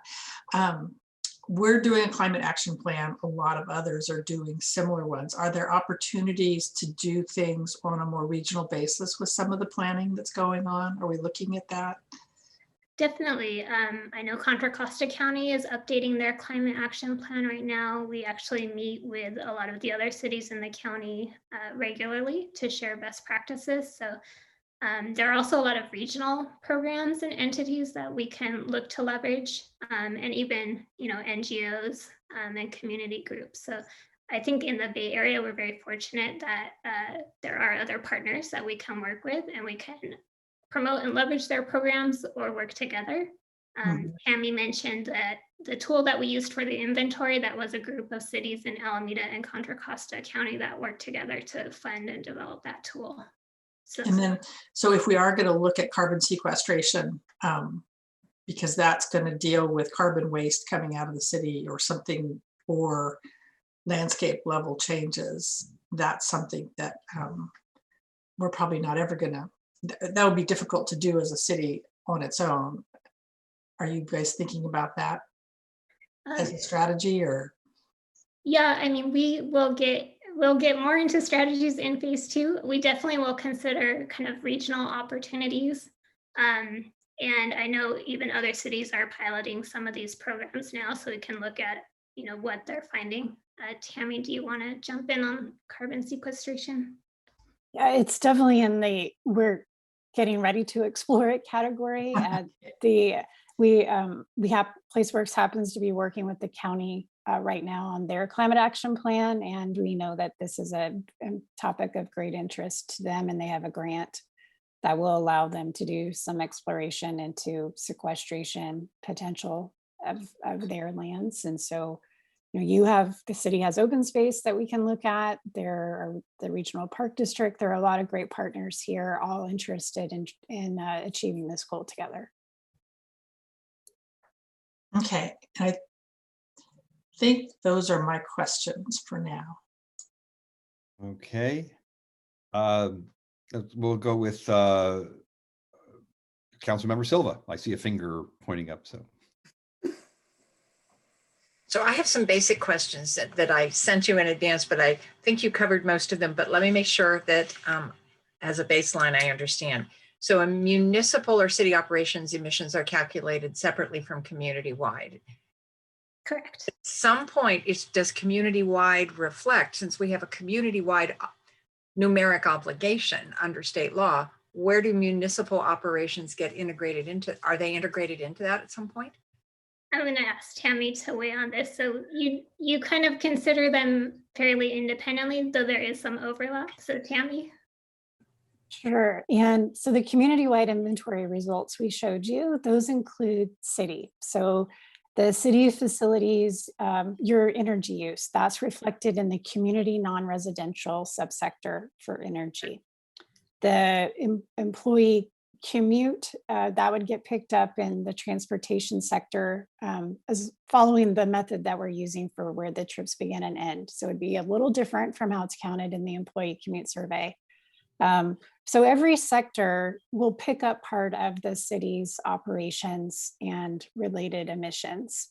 What the city operations inventory, it just allows us to do a really close-in view of what's going on. And the city operations are about 1% of the overall community results. So ultimately, the community results, that numeric figure is in fact reflective also of, so I'll go to one of my later questions, which is where were those employee commutes in 2005? They were sitting somewhere in the city community-wide number. Okay. It's restricted to the city limits. We're not the unincorporated areas. You answered the question about how transportation is calculated for residents, non-residents commute through. What is the actual definition of non-residential? Is it commercial only, or does it include multifamily residential, which oftentimes the way state law works, multifamily residential 5 units and greater is considered commercial, including in the recycling and hauling, solid waste hauling? Yeah, Tammy, do you mind chiming in? So generally that non-residential is commercial, office, light industrial. It gets a group together because of some privacy laws. So we often can't get more refined than that. Okay. And then it's also defined by the utilities about how they might classify their meters. I mean, normally we would not consider multifamily in a non-residential sector, but if they're set up in a mixed use building where they might get included in PG&E. So there, I know that's not a clear answer, but it varies a little bit. So, and there's a rationale for my question, which later there is attachment to table 4 shows that non-residential natural gas emissions increased between 2005 and 2017. Yet for the same sector, electricity emissions, or GHG from electricity use, fell 61%. Can you explain that? That at first blush, that seems illogical. Yeah, so because the electricity got cleaner over time. That was actually a major factor. If you think back to 2016, our inventory data for 2015 and 2017, there's a big reduction in emissions from electricity because the city joined MCE in 2016 and we had substantially cleaner electricity source. So that was actually major. For the natural gas, I think we don't know for sure, but our kind of working hypothesis is just that there was more development commercially, and so we saw use grow. Tammy, do you want to add anything to that? So that was the basis for why I asked what is non-residential, because natural gas is not the predominant form of energy use in commercial shopping centers, et cetera, et cetera. That's electricity. So I was trying to figure out who was in the bundle, and we don't have an answer. So, okay. At the same time, natural gas, you can always reduce, but you can't really eliminate. With more renewables and more solar, you can start to really bring down your emissions from electricity. So that's just part of the reason. It's understood. The staff report, top of page 8, says that the goal is to have, at the end of phase 3, 4 to 8 strategies for each sector. Okay, I think I understand a strategy that could be more EV charging stations. What is a sector? How many do we have? Yeah, so we were thinking just about how to kind of organize the eventual draft plan and kind of logical groups or buckets for all these strategies. So at this point, we're kind of considering 6 draft sectors or categories: buildings, community health and resilience, electricity supply, transportation and land use, water, and wastewater, and waste. And trying to organize strategies underneath that. So they're somewhat similar to the categories we were seeing in the community report in one of the. All right, thank you. So now I actually need you to bring back that gaps target. Because I'm looking at a table and I don't think they say the same thing. So I'm missing something clearly. My problem. But there's a table in the staff report, table 2. And then this, it feels like table 2 in the staff report has 3 categories: Walnut Creek business as usual, Walnut Creek forecasted emissions with existing and planned actions. I assume is existing and planned actions means what we're doing now going forward without any additions. Is that correct? That's correct, and that's the yellow line in this graph. Okay, thank you. So so according to the table, we make the 2030 target at 43%, but the 80 or 83% target not possible by 2050. Then the state's emission reduction strategies affect us as well, right? I mean, the state does these big sweeping changes to either the building code or the clean cars. Do those get rolled into ours eventually? Yeah, so the yellow line is forecasted with no city actions that are new, just continuing, but it does account for some of these state actions, and you can see the line go down a little bit more in the future from what we're projecting the state will do. So business as usual from table 2 is not shown on this. It does show the projected, it shows the state targets. So in 2030, we're about 6% behind the state. And then by 2050, we're about 37% behind the state. But what the state is doing is helping us improve in this graph as well. Yes. Tammy, do you want to? Yeah, sure. So these are the state's targets. I think it's fair to say they have a scoping plan, but they also don't have full certainty of getting to all of them. So they're very much developing out their conservation and working land strategy right now. And we do quantify the state programs to the best that we can. Some of them, they'll reach their full potential by 2030, 2045, before 2050. And so some of we might see a faster drop than we might see later on.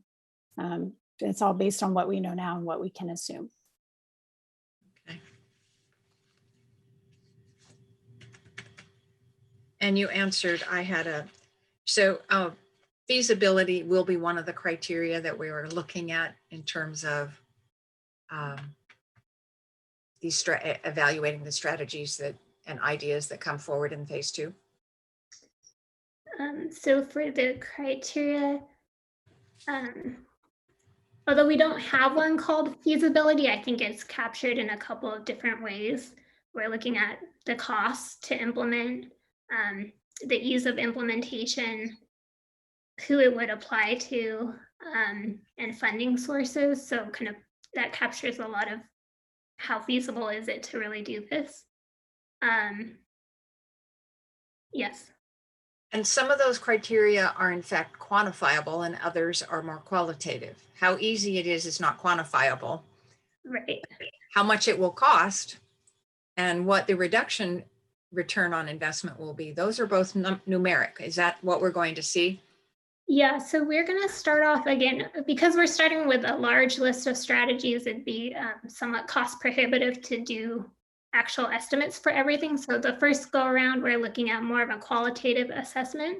As we get into phase 3 and an actual draft plan with a narrow set of strategies, then we can start really quantifying those more quantifiable criteria. And as I mentioned earlier, we do have scoped for this project for up to 5 strategies. Council can provide direction to us which strategies we'd like to look at even more closely, so we can do more of a deeper dive cost benefit analysis for up to 5. So a strategy isn't a unique idea such as add 20 EV charging stations a year. That's not a strategy. That's a tactic. I mean, I'm not quite sure how big these strategies are. In our existing climate action plan, just to give you an example, a strategy would be something kind of higher level, like increase renewable energy, and then some of the implementation actions under it would be, streamline solar permitting. All right, thank you. It's going to be important that we have our lexicon dialed in so that we all talk about things at the same level. Thank you. Thank you, Mayor. Thank you. Yes, Mayor Pro Tem Francois. Thank you, Kara and Tammy and Mark. The first question is about the 2050 standards. And I know that we can't just ignore them, but there seems to be some uncertainty, a little bit of uncertainty about that now, because we've got 2 competing standards reflected in executive orders from 2 different governors. So is there any thought or idea when the 2050 standards will get codified into legislation like SB 32, what the time frame is for that to be enacted? I'm not aware, but Tammy, I don't know if you've heard anything on that front. No, one thing we see is sometimes these get sorted out by the courts before they get sorted out by the legislature. So, but I have not heard of a 2050 target being put through legislation at the moment. If you were a betting woman, would you say that the latest one, the net carbon neutral, is likely going to be the one that gets codified? Yes. Okay. That's what I think too. So thank you. I think we might win that bet. My other question had to do with nomenclature. And I know the Air District has recognized that if a climate action plan gets endorsed and embraced as a qualified GHG reduction plan, then a development project that's consistent with those elements is considered not to have an adverse CEQA impact. My understanding was that it's in PlaceWorks' scope to prepare our climate action plan as a qualified greenhouse gas reduction plan. Is that right? That's correct. And we didn't mean to give the impression that we're not moving forward with that, but we wanted to just clarify in the staff report. A main benefit is that streamlining component for developers. So we don't want to give you the impression that a lot of developers will be able to necessarily take advantage of that. We're expecting relatively few. But for the few who do, it can still be very beneficial. So we'll be looking at that more as part of phase 2, and we'll be working with our city attorney's office to talk about the best CEQA approach before we get into phase 3. Just because it piqued my curiosity and I hadn't really looked into it, what are the main substantive differences between a qualified plan and a non-qualified plan? Kara, I can, council member, there are 6 requirements under California regulations that relate to a plan being qualified. The type of plan that we're talking about this evening satisfies all of those. The 6th component, though, is the CEQA compliance that's associated with the plan itself. And so that relates to Kara's comment a minute ago that the plan itself will have to have CEQA compliance. And then if we satisfy all of those, then we will be able to have a qualified plan. So they're looking at, reduction targets, measures that are feasible, standards that you can test against, a protocol that you would have in place if you're not meeting your standards over time, so that you could amend the plan.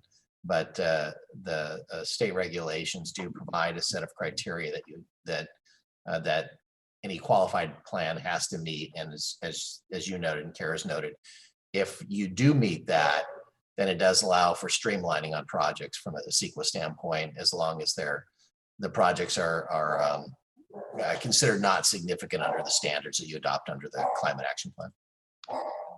Thank you, City Attorney. And so the streamlining would benefit any proponent. It could be a public proponent, it could be the city, or it could be a private developer. But if it's a qualified plan and it's consistent with the plan, then it's presumed not to have an adverse GHG impact. That is correct. And I think the other point that was mentioned in the staff report and that Kara's talked about before is that some projects will be exempt on their own just because they'll qualify for an exemption. But if they don't qualify for an exemption, then they would get the benefit, assuming they're compliant, they would get the benefit of streamlined environmental review by virtue of the city having a qualified cap. Thank you. All right, I may have some more questions after public comments on this, but one question I had, obviously, it's important, I just think, for everything that the state goal, they've set out these parameters out there. But other than not being a good public partner, is there a consequence for cities or municipalities that don't achieve those goals?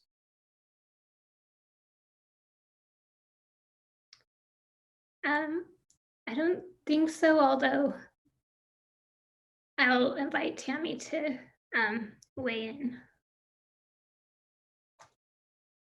It does depend on how you've set up your cap. So if you have a qualified cap and it is being used to stream for tiering or streamlining, you do need to have demonstrated progress toward your targets. If you don't, you need to remove that benefit, that use of it. But so far, we don't know that there is other punitive action for not achieving your target exactly as described in your cap, but things change. So they want to see progress toward your cap. That's right. Great. Okay, I think that's the questions I have for now, but there may be some that other council members have questions on after public communication. So with that, why don't we open up to public comments on this item and this item only. I see that some hands are raised already. So this is the time to put your hand up. This is the time to talk on the Sustainable Action Plan, phase 1 or 2 or beyond. And we'll also give a quick note at the end when we get to the point that we're coming close to the end of public comment on this. So again, just to remind everybody, you have 2 minutes and your time will automatically shut off after that. Please give your name and your city of residence. And City Clerk, why don't we bring in the first one? Yes, so first up, we have Carol Weed.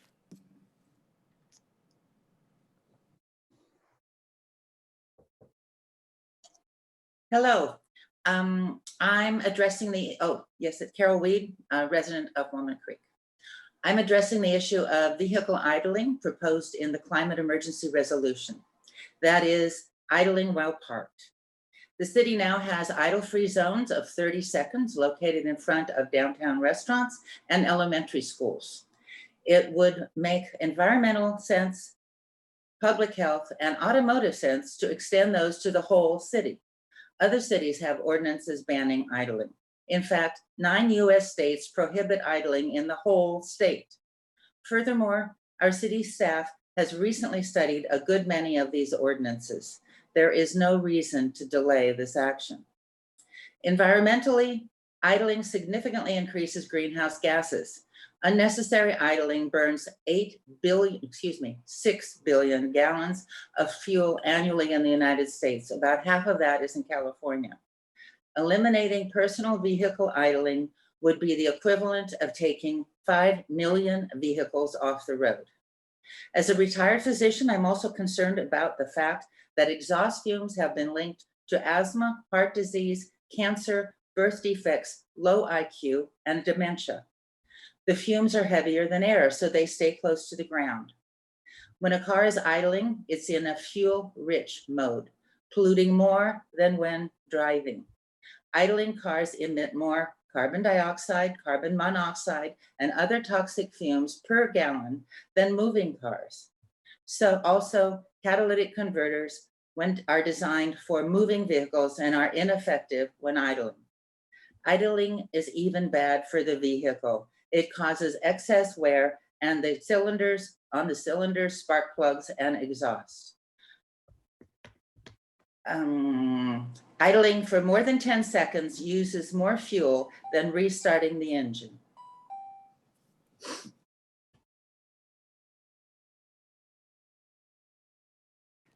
Next speaker is Radhika.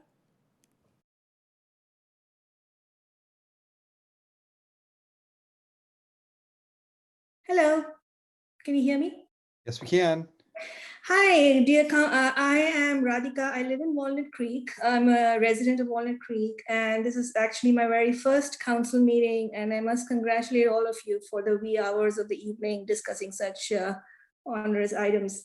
I just wanted to actually congratulate all of you on the Sustainability Action Plan and the forward thinking on that. I actually participated in that plan during public comment, and I'm actually pleased to see that we have we're meeting the targets, and I will be actually interested to see if that report can be made public. And having seen such great action on the sustainability plan, I was actually frankly a little surprised that Walnut Creek has not passed the climate emergency resolution. And so I would urge the council to please consider to do that, and not only pass the resolution, but actually act on the items, because action is, as you know, more important than just having legislation out there. And so, as somebody pointed out earlier, if we don't, we may be already a bit late and behind the curve, and we may reach a point where it may not even be feasible. So please, help. And finally, I want to actually talk about trees. And planting trees is one of the most easiest way we can, and the most fun way to actually get ahead in carbon sequestration. It's sustainable, and a tree is also kind of the symbol of Walnut Creek. So why don't we go ahead and just say yes to trees, and let's go ahead and pass that and make that an actionable item. And I will personally volunteer my time to make that happen. Other cities have already done this, so I would urge Walnut Creek to do so as well. Jackie Garcia Mann.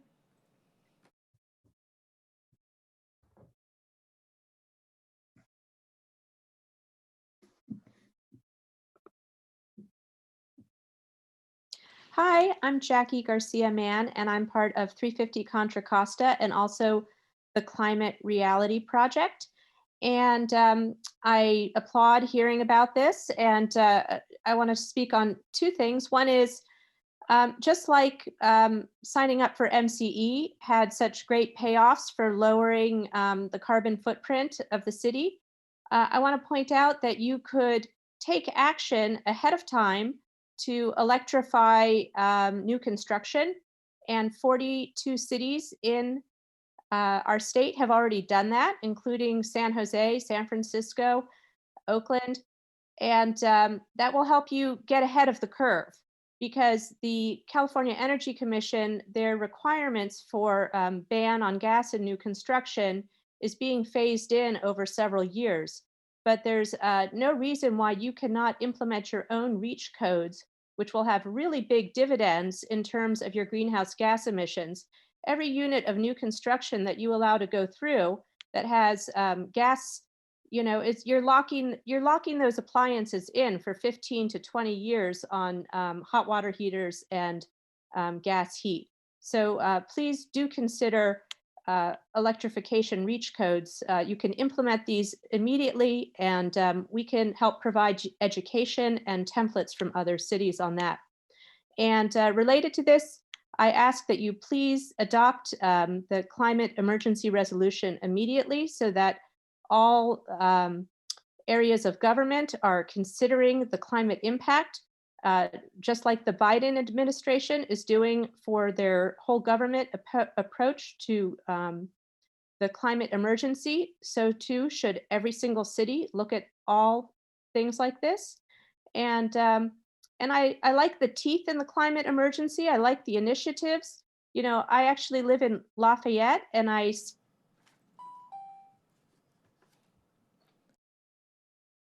Next speaker is Judith Schumacher Jennings.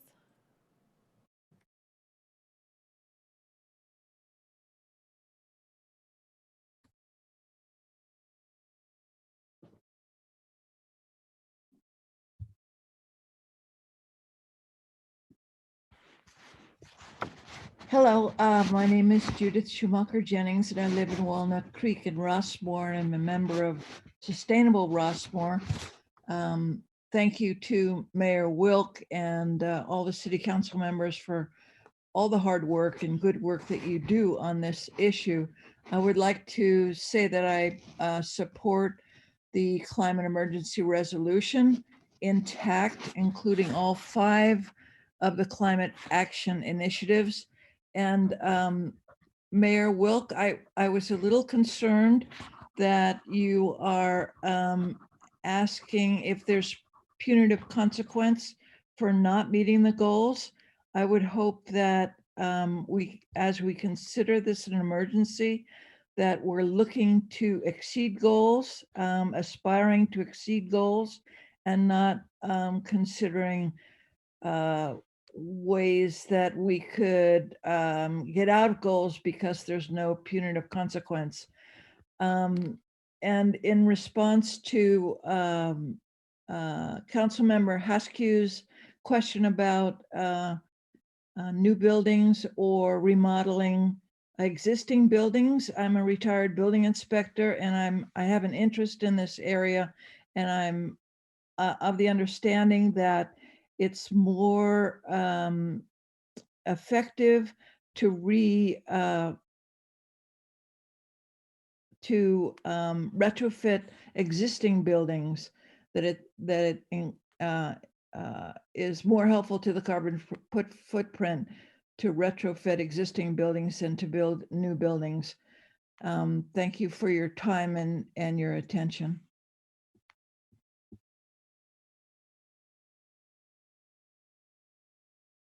Next speaker is Marcia Liberson.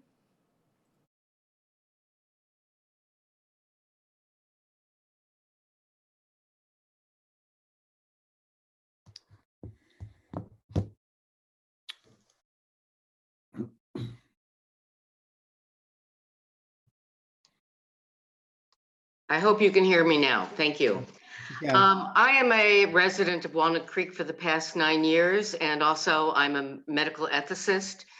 And I am concerned about a benefit that has not been, I think, adequately addressed, which you might call a co-benefit, but that is the healthcare that I've seen more and more seriously impacted among my patients and my own personal family by climate crisis. As part of this plan, which I wholeheartedly support, Contra Costa County climate leaders ranked all the cities in the county as far as their ability to be climate leaders. And Walnut Creek became number 3 below El Cerrito and Richmond.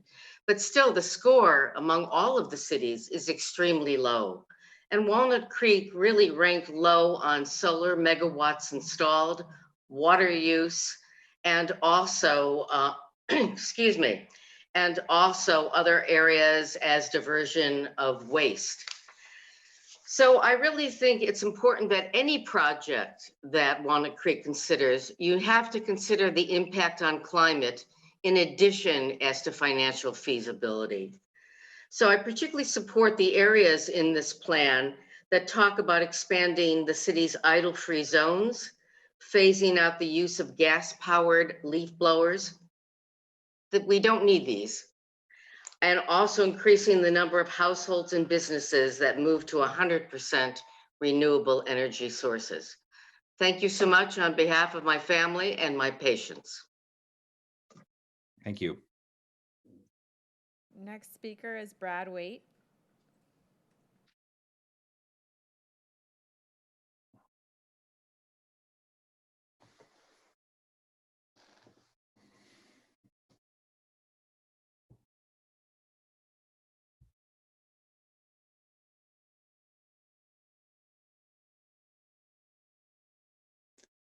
Good You're on, evening, Brad. good evening, Council. This is Brad Wade. I'm a resident of Rossmore and president of Sustainable Rossmore. First thing I'd like to do is strongly encourage all of us to adopt the mindset that we don't have plenty of time to deal with the climate crisis. As a matter of fact, we are quickly running out of time.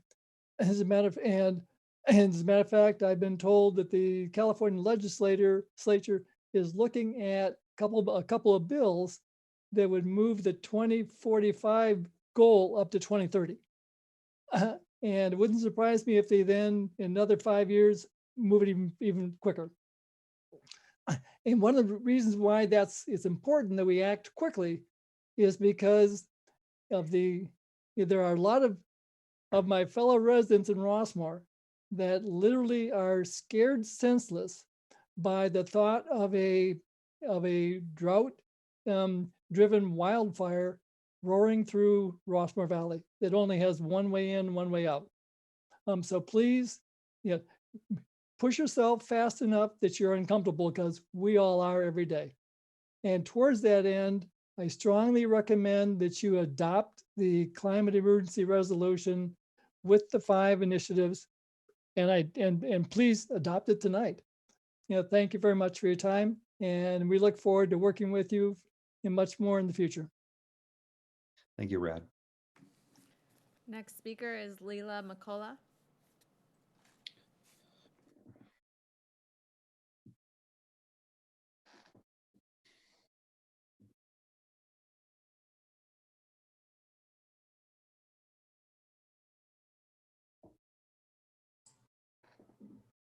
My name is Leila McCullough, and I live in Rossmore.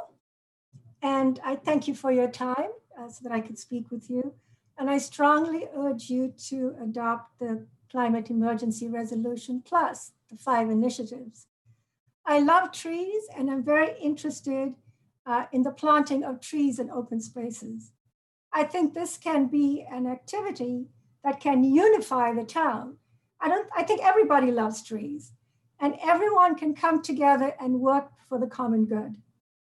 People donate 50 cents or $1 per tree to organizations to plant trees in rainforests. But I think we could do that right here in Walnut Creek as well. I joined Sustainable Rossmore in December and joined their tree planting and preservation committee. And I had the good fortune to be part of an effort to plant trees.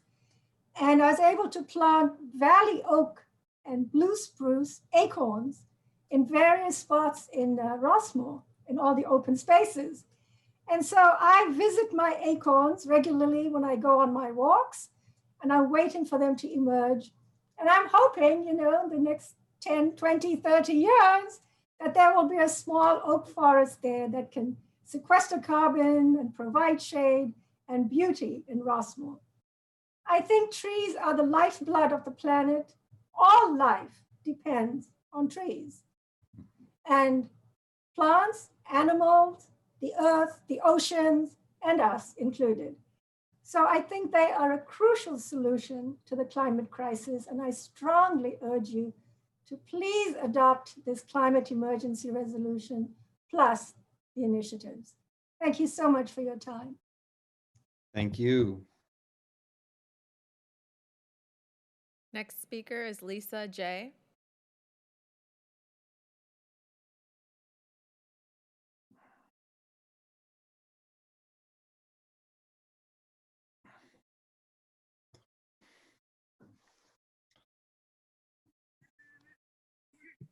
Hello, can you hear me?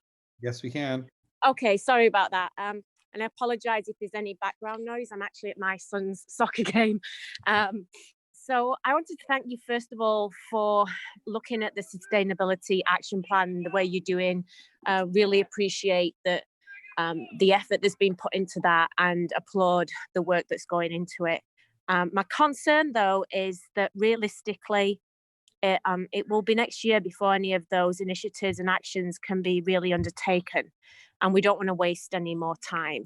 So I really ask that you look at the proposed CER that's being talked about tonight, and the 5 initiatives that underpin that CER, and try to adopt that straight away. And the CER is not just an exercise to show the public that this council recognises the climate emergency we're in.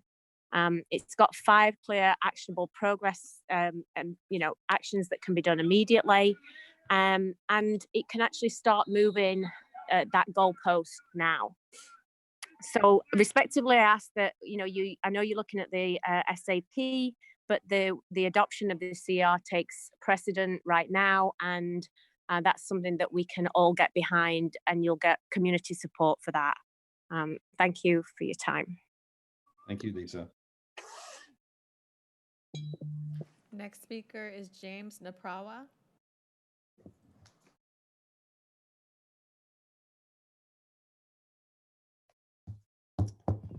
Hello, my name is James Naprawa. I am a resident of the Saranap area of Walnut Creek, and I thank you all for the work you're doing on this incredibly important topic. 2020 will likely be one of the 3 warmest years on record. Wildfires have become an actual season in California over the past 5 years, making it dangerous, if not impossible, for residents to go outside for 2, maybe even 3 months of the year every year. Per the Washington Post, the UN has said that drastic action is the only way to avoid the worst effects of climate change. And according to the Intergovernmental Panel on Climate Change, global greenhouse gas emissions must begin falling by 7.6% each year beginning in 2020, a rate currently nowhere in sight, to meet the most ambitious aims of the Paris Climate Accord. I strongly urge you to adopt the climate emergency resolution. We need to act now. We are already late to the game, and I thank you for hearing our voices. Thank you very much. Thank you, James. Next speaker is Emily Hopkins.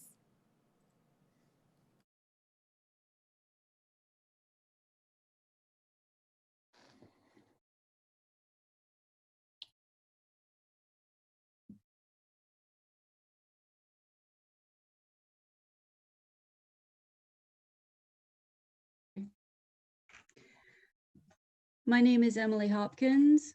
I'm a resident of Walnut Creek. I'm also a member of St. Paul's Episcopal Church and the Interfaith Climate Action Network.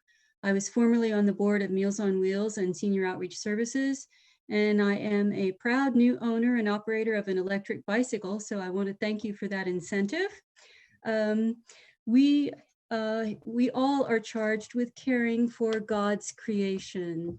The more frequent and severe wildfires, devastating to our economy, our natural environment, especially our iconic, majestic redwoods, and devastating to human health and life, these are the greatest concerns for me. You ask for community engagement, and we are engaged. I also applaud these first steps taken by our city, and I especially encourage you to adopt the climate-friendly building codes. We need a robust Walnut Creek climate emergency resolution. We need to do more than just look at topics. We are in a climate emergency now. I think all 5 strategies need to be included in the resolution, and they need to be implemented immediately. Planting the trees, phasing out the gas-powered leaf blowers, expanding the idle-free zones, increasing the number of households and businesses that move to 100% renewable energy sources, and more education in both all across the community. Starting now is critical. Contra Costa County has adopted a climate emergency resolution, and I urge you to adopt this complete climate emergency resolution, which was developed by us, your community. Thank you. Thank you. Next speaker is OG Stragatz.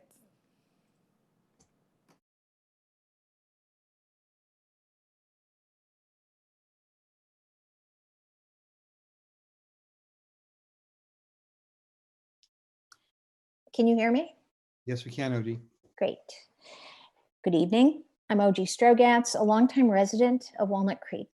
I'm here as a member of 350 Contra Costa. I ask that you adopt the climate emergency resolution. The question has been posed, why bother with a climate emergency resolution? The Sustainability Action Plan is well underway. The Council has flagged it as a top priority, and Walnut Creek can point to significant progress as documented in the 2020 Climate Action Plan report. All true. It's also true that the urgency to address the climate crisis is accelerating. The Climate Center recently reported that the 1.5 degrees Celsius increase in global warming may be exceeded by 2030, 10 years earlier than originally predicted by the United Nations Intergovernmental Panel on Climate Change. It's imperative that our elected officials at every level of government push hard to implement sound mitigation and adaptation strategies. The climate emergency resolution accelerates urgent action in 2 ways. First, it is your powerful public statement that aggressive progress to address the climate crisis is and will remain a crucial time-sensitive priority. The resolution provides a succinct, readily accessible point of reference as our community moves forward to implement key tactics. Second, the resolution accelerates action by including 5 initiatives that can be implemented as work continues on the Sustainability Action Plan. I'll highlight just one of the 5: to increase the number of households and businesses that move to 100% renewable energy sources. This has terrific potential to boost community awareness, understanding, and empowerment about opportunities to take meaningful action at the individual level that can have significant collective impact. As noted in our cover letter accompanying the resolution, our local environmental groups are eager and able to partner with you. That's our commitment. Please join us in that commitment by unanimously adopting the climate emergency resolution. Thank you. Thank you. Next speaker is Marcia McLean.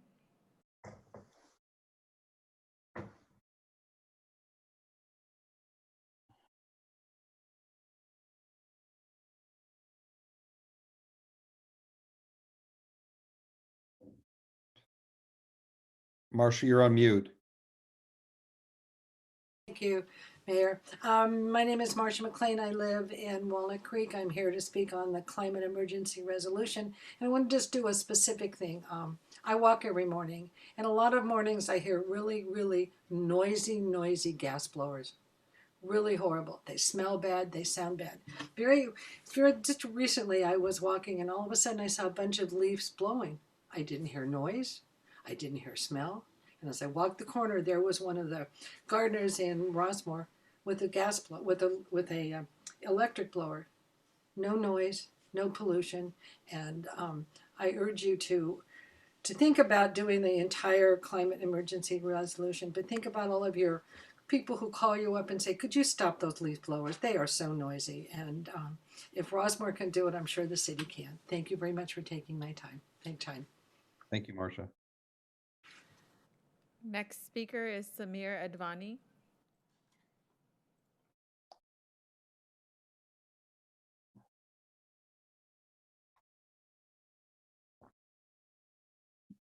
Yes, hi, good evening. My name is Samir Advani. I am speaking tonight in support of the climate emergency resolution and specifically the 5 actions within those.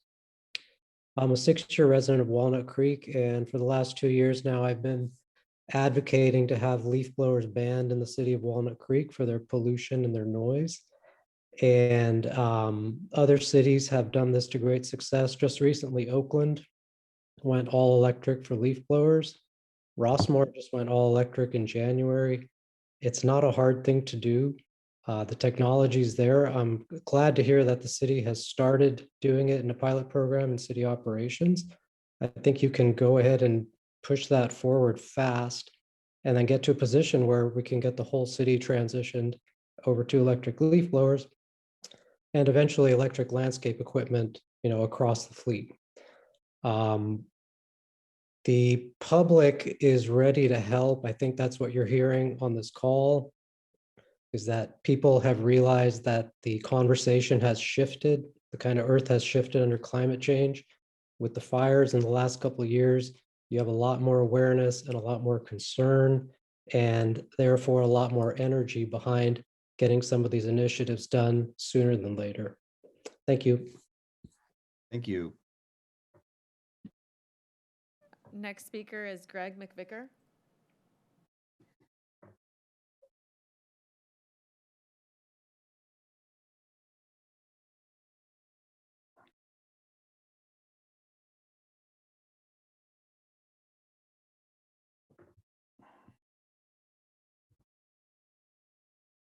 I'm sorry, can you hear me? Yes, we can. Okay. Mr. Mayor, members of the council, I'm Greg McVicker, a resident of Walnut Creek, born and raised here. Thanks to you and the staff for all of your green efforts so far. I really support this plan as well as the climate emergency resolution. And thank you for this opportunity to address a topic that has long been a burning issue with me, leaf blowers. You have the letter which I submitted, and I'd like to just expand on a few key points. The planet isn't going to save itself. The climate change crisis is an all hands on deck effort. The heat waves, the mega fires, the droughts, the floods, it'll all keep getting worse unless we take bold, rapid action on all fronts. Even eliminating gas-powered leaf blowers will make an important difference. Scientists tell us that the CO2 that we dump into the air today will be destabilizing the climate for 1,000 years or more. That's 30 generations suffering the consequences of today's activities. This just begs the question, what are we waiting for? I've had a work from home business here in Walnut Creek since 1990, so I've been surrounded by leaf blowers for three decades. Now, I've always raked the leaves in our yard, and now that we have a contractor, we pay him extra to hand rake. It's no big deal. We have solar, we've insulated, we have 2 electric cars.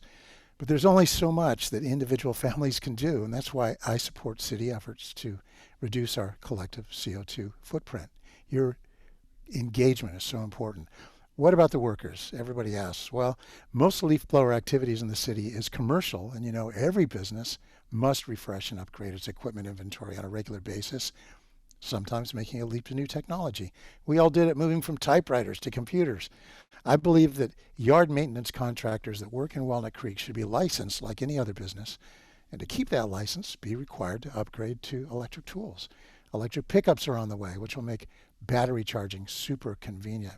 When all this is said and done, I think contractors will look back and be glad they transitioned to a more holistic, eco-friendly approach, becoming more efficient while commanding greater respect and profits.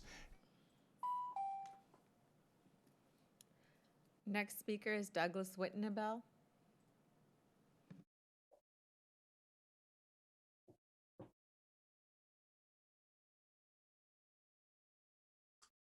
Hello, can you hear me? Yes, we can. Okay, very good, thank you. Yes, just a couple of points about trees. The best time to plant a tree was 20 years ago. The second best time is now. That's a very well-known Chinese proverb. Some more points to keep in mind about trees. They're very good for your mental and physical health. A view of trees in urban areas has proven to reduce stress, anxiety, feelings of depression.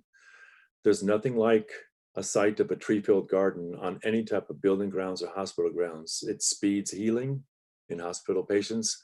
More trees in our city will be a positive influence, and even just walking in the trees or in the woods can offer health benefits.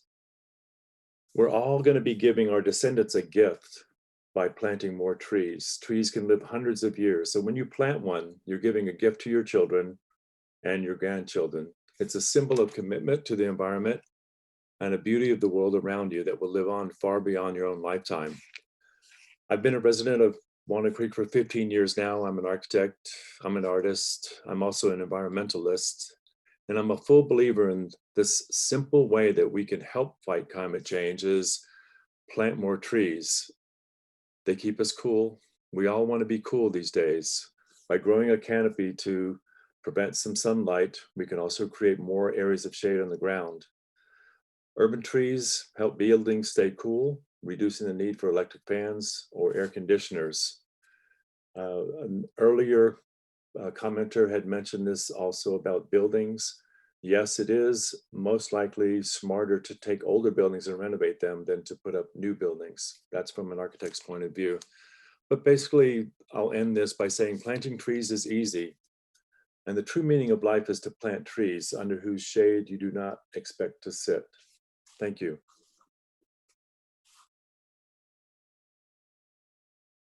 Next speaker is Olivia Isaac.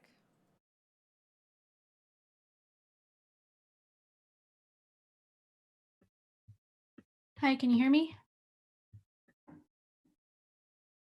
Okay. Good evening. I'm here to echo my support for the climate emergency resolution and thank you for addressing this important emergency. Each year, we see more and more signs that climate change requires immediate action, from the water droughts to orange skies from the fires. As someone mentioned before, I am also concerned that Mayor Wilk asked if there are any punitive consequences if we do not meet our goals. If we don't act aggressively, we can expect many more of these days where the sky looks like it's on fire. I say this respectfully, but the average age in here and in the council is likely higher than mine, and I'm extremely worried that my generation and those that come after me will have even greater issues with climate change impacting everything from our health and economics. As others have mentioned before, we need to address this emergency with urgency and the aggressiveness that it requires.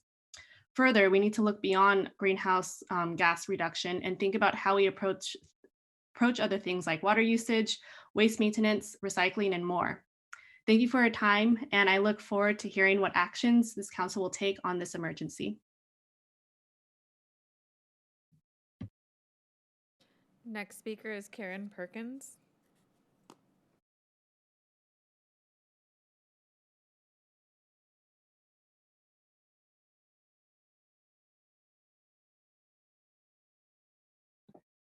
Hi. Let's see. I guess that can be heard, right? I'm Karen Perkins, and Yes, you can. I've lived in Walnut Creek for 17 years. I live in Rossmore.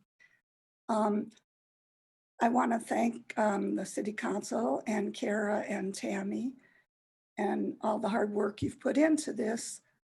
And also, someone said previously, we're late to the game.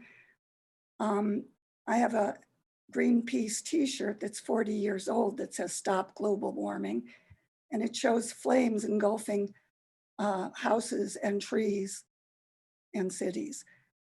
So I really ask that you adopt the climate emergency resolution and that you also implement the 5 initiatives which seem to me like low-hanging fruit, because an idling, expanded idling zones, people don't really like getting lungs full of exhaust and mouths full of exhaust when they go down to downtown Walnut Creek and various places. It is a health issue. And as far as gas leaf blowers, people don't like their sounds, and they put out 150 tons of carbon dioxide every year, and other many other detrimental qualities that they have. It would seem to me these are cost-effective measures. The wildfires certainly are not going to make this a more welcoming, attractive state or city. And we need to act now, because actually, there isn't a guarantee that possibly all of us won't be here when if it becomes irreversible. But there's no guarantee that there'll be a magic bullet that they can suddenly take all the carbon out of the atmosphere. The dinosaurs became extinct. It isn't impossible. Thank you. Next speaker is Marie Kahn.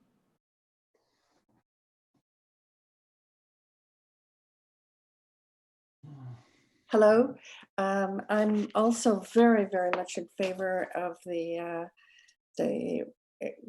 climate resolution that you've been working on, and I thank you very warmly for all of the environmental work that you have done as a council and as a city. And I wanted to speak particularly to the 5 issues toward the end of the resolution, and urge you to not weaken them at all. They're excellent the way they are. And I wanted to speak particularly about the gas leaf blower ban that's proposed. I wholeheartedly support it. And I think that it's urgent that Walnut Creek continue its environmental work by passing that with no further restrictions. Many cities have already done so. Some as even back in the 90s in California. Here in the Bay Area, Belvedere, Berkeley, Los Altos, Los Gatos, Palo Alto, Tiburon, and Oakland have already passed such a resolution.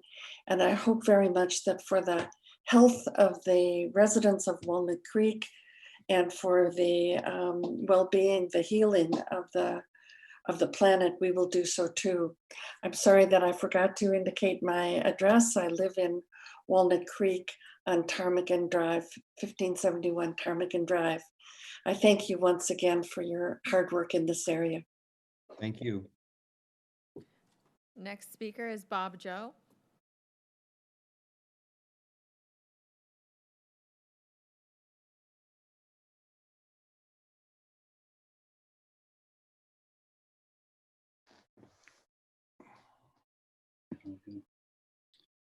Hello, Mayor Will, council members, city manager, Bakshi. I also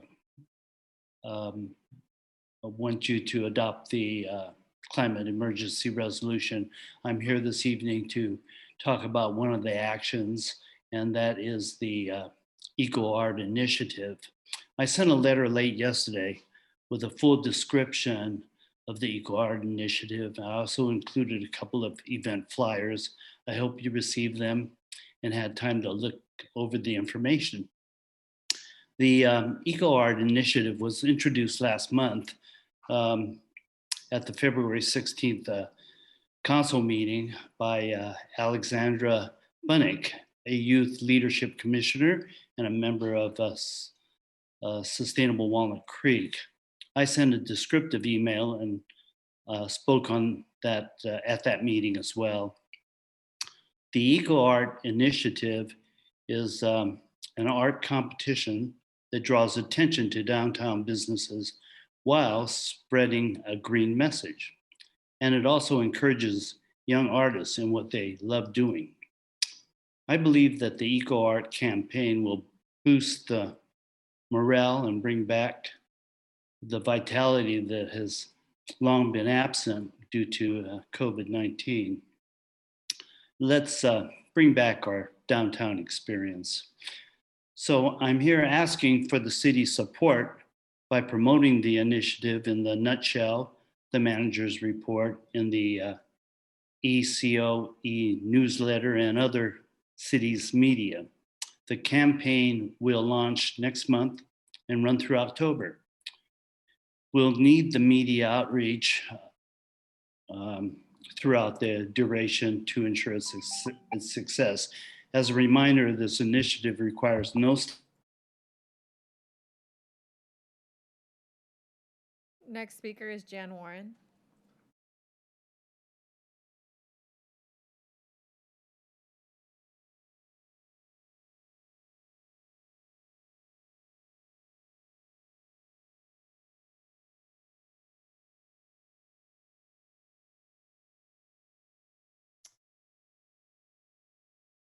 All right, all these buttons.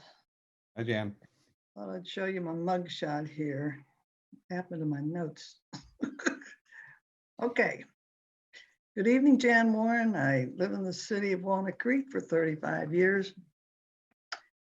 And I'm here to ask for phase 2 aggressive goals. Although the original goal at the Paris Peace Conference in 2015 was to keep the warming of the planet to 2 degrees Celsius, the planet is already warming faster than projected. Already the warming of our planet and oceans have produced more extreme weather events. We're most aware of climate that is affecting us personally. A warming planet means there will be more newer viruses. We know we don't have enough snowpack and water in our reservoirs, and the fire season will return. So it is appropriate that we're looking at plans for sustainability and ways that everyone can participate beginning sooner than later. Who doesn't prefer the shade under a tree to the hot pavement? Who doesn't prefer artwork to drab army green? Walnut Creek is blessed to have an abundance of art, and combining youth, art, and imaginative ways to reduce our carbon footprint, it's a sure winner. I was particularly struck in the report shared tonight on page 2 that natural gas in Walnut Creek was responsible for 74% of all community energy emissions in 2017. Natural gas isn't clean, it's methane, and it's 12 times more potent than CO2. We need to educate our friends and neighbors to switch to induction for cooking. Walnut Creek's government operations GHG emissions were about 1% of the total community-wide emissions in 2017. We need everyone's help. Let's encourage all the residents of Walnut Creek to come together and work together to make this a more sustainable city. And let's begin now rather than wait until even. Next speaker is Don McGregor.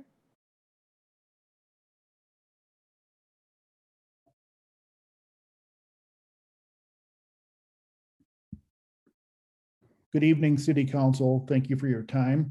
My name is Don McGregor. I am a resident of Walnut Creek. I'm here to speak on behalf and to promote the climate emergency resolution and the initiatives. I think that there's a tremendous amount of community engagement, particularly for young people. I have no children myself, but I have 4 nephews and 1 niece, and I've just become a great uncle. And it's very important to take care of issues, tree planting, replanting the oak canopy in the Diablo Valley, which one of these initiatives covers, as well as the Eco Art Project. Please support the climate emergency resolution and vote yes. As well, many of our neighbors here in the Bay Area support the climate emergency resolution in their own region on behalf of sea level rise. And I think that in Walnut Creek, we have to consider sea level rise as a concern. In the Delta, in the Bay, we're not an island and we're connected.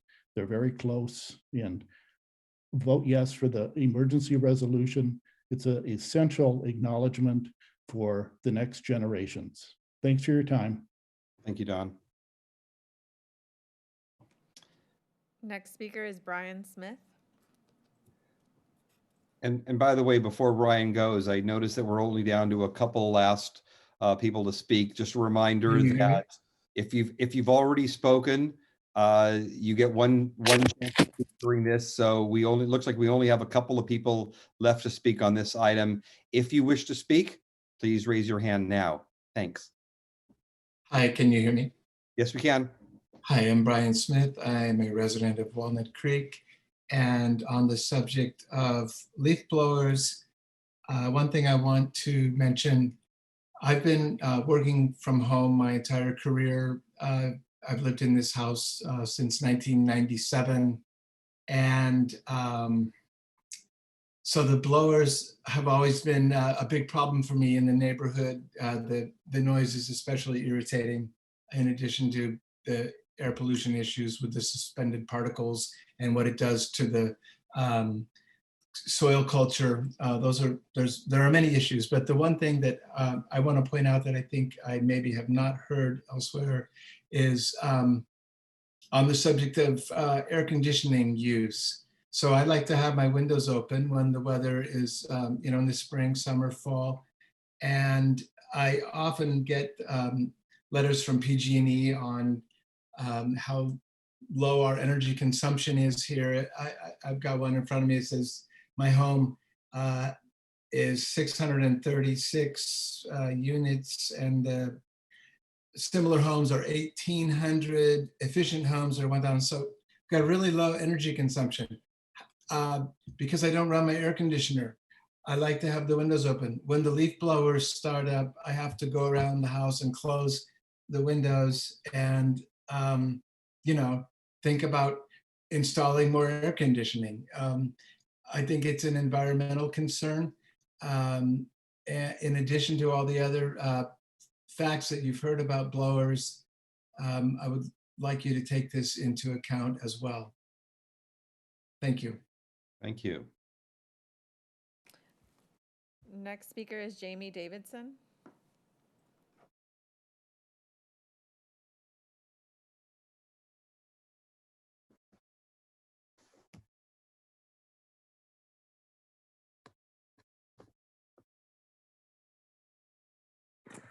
Hi, can you hear me? Yes, we can. Great, everyone says that. I remember how dark the sky was from the campfire from Paradise in 2019. We all learned about N95 masks that year. Remember the sky being so black for days last summer as a result of several fires that were burning out of control in California? And we couldn't find any N95 masks because of the PPE, needing those for the medical community. Remember checking the air quality on your phone or computer to see if you could go outside? Didn't even know where that was, then I found my phone. One of those really awful gray days, black days, I put my mask on and went outside to get the mail. To my utter surprise, our neighbors' gardeners were using a gas leaf blower. We were all asked to stay inside because of the unhealthy air quality, and hundreds of gardeners all over Walnut Creek were using gas leaf blowers, polluting the air and adding to the horrible air quality. Are there going to be more fires this summer? Maybe. Are we going to have to go through that all again? Potentially. Isn't it time that we all did everything that we can do to resist climate change? It's time we banned gas leaf blowers, just like Rossmore did recently, and several other cities in Walnut Creek, several other cities in California, sorry. I want to be proud that I live in Walnut Creek, and I want Walnut Creek to do everything they can do to counter climate change. It's time to adopt the climate emergency resolution as well as all the initiatives that we have proposed. All of these things are not hard to do. Thank you so much. Thank you. Next speaker is Catherine Wally.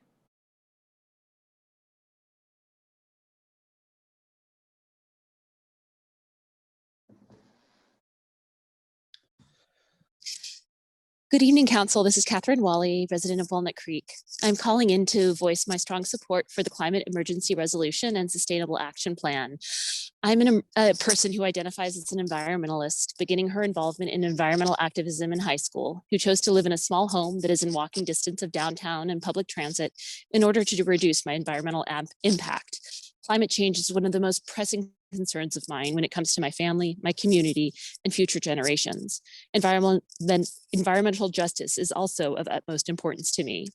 That said, I ask that if you do expand idling zones, bans on idling zones, that you consider not extending idle-free zones throughout all areas of the city. I say this not because I am pro-idling, not at all. Indeed, I urge everyone who is to not idle their vehicles wherever they can, but because of some vulnerable people for whom a citywide prohibition on idling could have a disproportionate negative impact.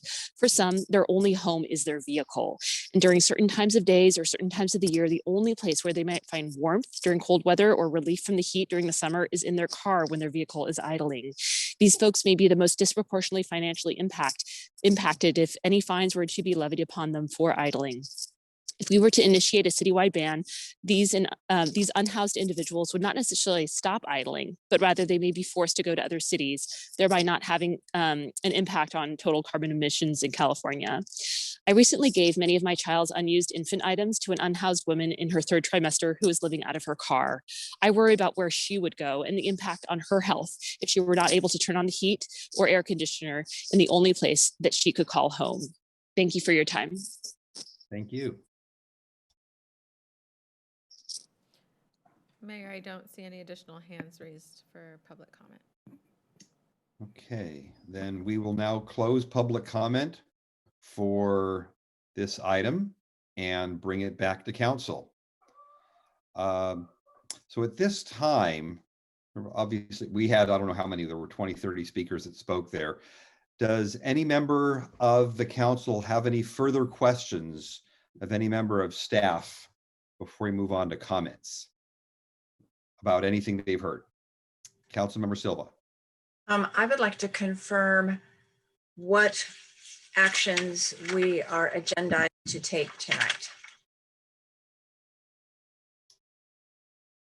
Council's agenda, your agenda focuses on the direction that's being sought with regards to the sustainability action plan. So the criteria that Kara has talked about before and your input on the scenarios. So before we provide comments, can we make sure that we have those, what those scenarios are and what those criteria are that we're focused on, so that we're focused in our comments? It might be easiest if we bring up the 2 slides. Before we do that, let me first ask if there's any other questions from council. Okay, I actually have a question. We heard a lot about the climate emergency resolution from speakers today. And is this, while obviously we can't take action on this, is this something that would be or could be added in phase 2, or would that be something that, especially those criteria that they mentioned there, or is that something that would be added in only to a climate emergency resolution? Well, we can certainly consider the strategies during phase 2 that were submitted as part of the climate emergency resolution, and we would propose to apply the same criteria to them and look at how they rank on different, greenhouse gas reductions, the costs, how easy or hard it is to implement them, and do that and kind of see how they shake out against all the other strategies under consideration. Staff is not proposing to implement anything immediately unless we receive different direction from council. And is the climate emergency resolution something that you would consider separate from what we would be doing in phase 2? We've heard that this is something that other cities have signed. So is this something that would be part and parcel as a resolution for phase 2, or something that would have to be discussed separately? I might ask Dan Buckshire, our city manager, to weigh in on that. Yeah, let me just speak to that just a moment. as Kara noted, certainly any strategies that are proposed, we can take a look at as part of the phase 2. And we're well aware of the 5 or 6 that were included as one of the proposed versions of a climate emergency resolution. So those can be looked at in that matter. With respect to a resolution itself, that's not going to provide a reduction in greenhouse gas emissions. So it's not a strategy that we would incorporate into phase 2. It's more symbolic than anything else. So it's really a matter of whether council would want staff to pursue a resolution for council's consideration in the future. And okay. And so that, in other words, there would need to be a direction from council on staff coming with a resolution that that can be borrowed from the climate emergency resolution that was written, but that could come back to the council for review at a future meeting. Yeah, that's correct. And there are many different versions of climate emergency resolutions that have been adopted by cities. They vary by city to some extent. The county adopted a different version than some of the cities, which vary from what has been proposed by some members of the public. So it can be crafted in any way that the council chose. Okay. All right. Thank you. Those are my questions. Cindy Darling. I just had one quick question. There's been a lot of discussion about the need to move forward. And because we're working on the sustainability action plan right now, doesn't mean that we've stopped implementing our climate action plan, does it? So no. Just to give a few examples of what we're doing this year, we're installing more EV chargers at the Broadway garage.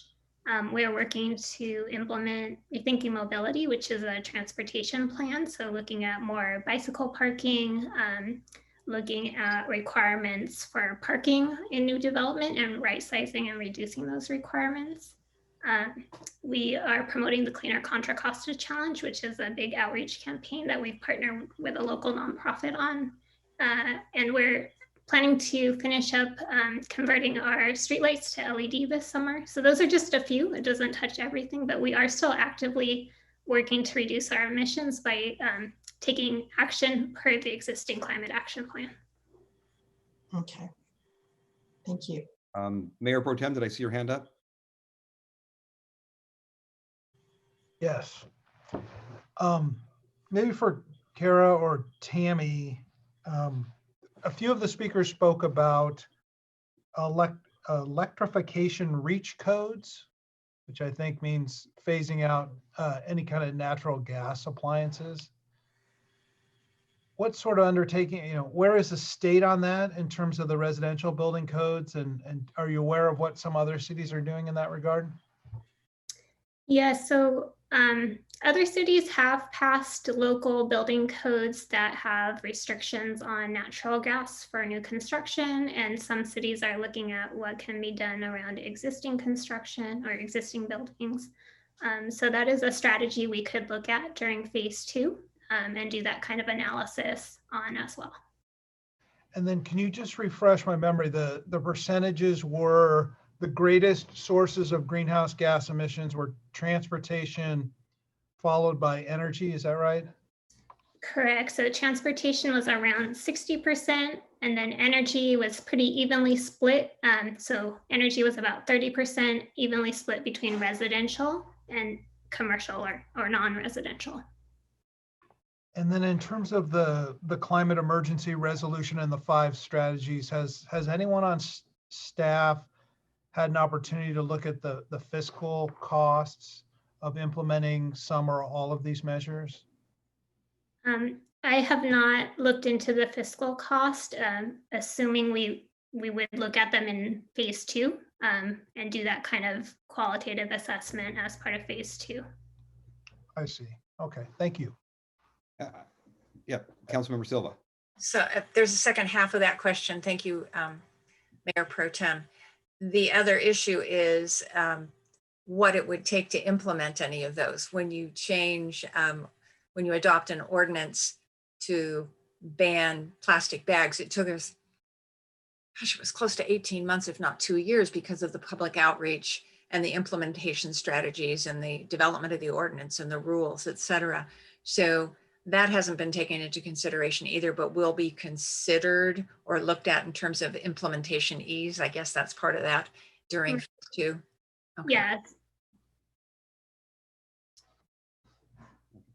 Kara, I have one last question. Do we look at something like the climate emergency resolution as aspirational, or because it looked like several of those items were move in that direction and increase the number, expand usage, phase out, goal of planting trees. So it looks like a lot of it's aspirational. Is that what we're looking to do in our phase 2 as well, is aspirational goals?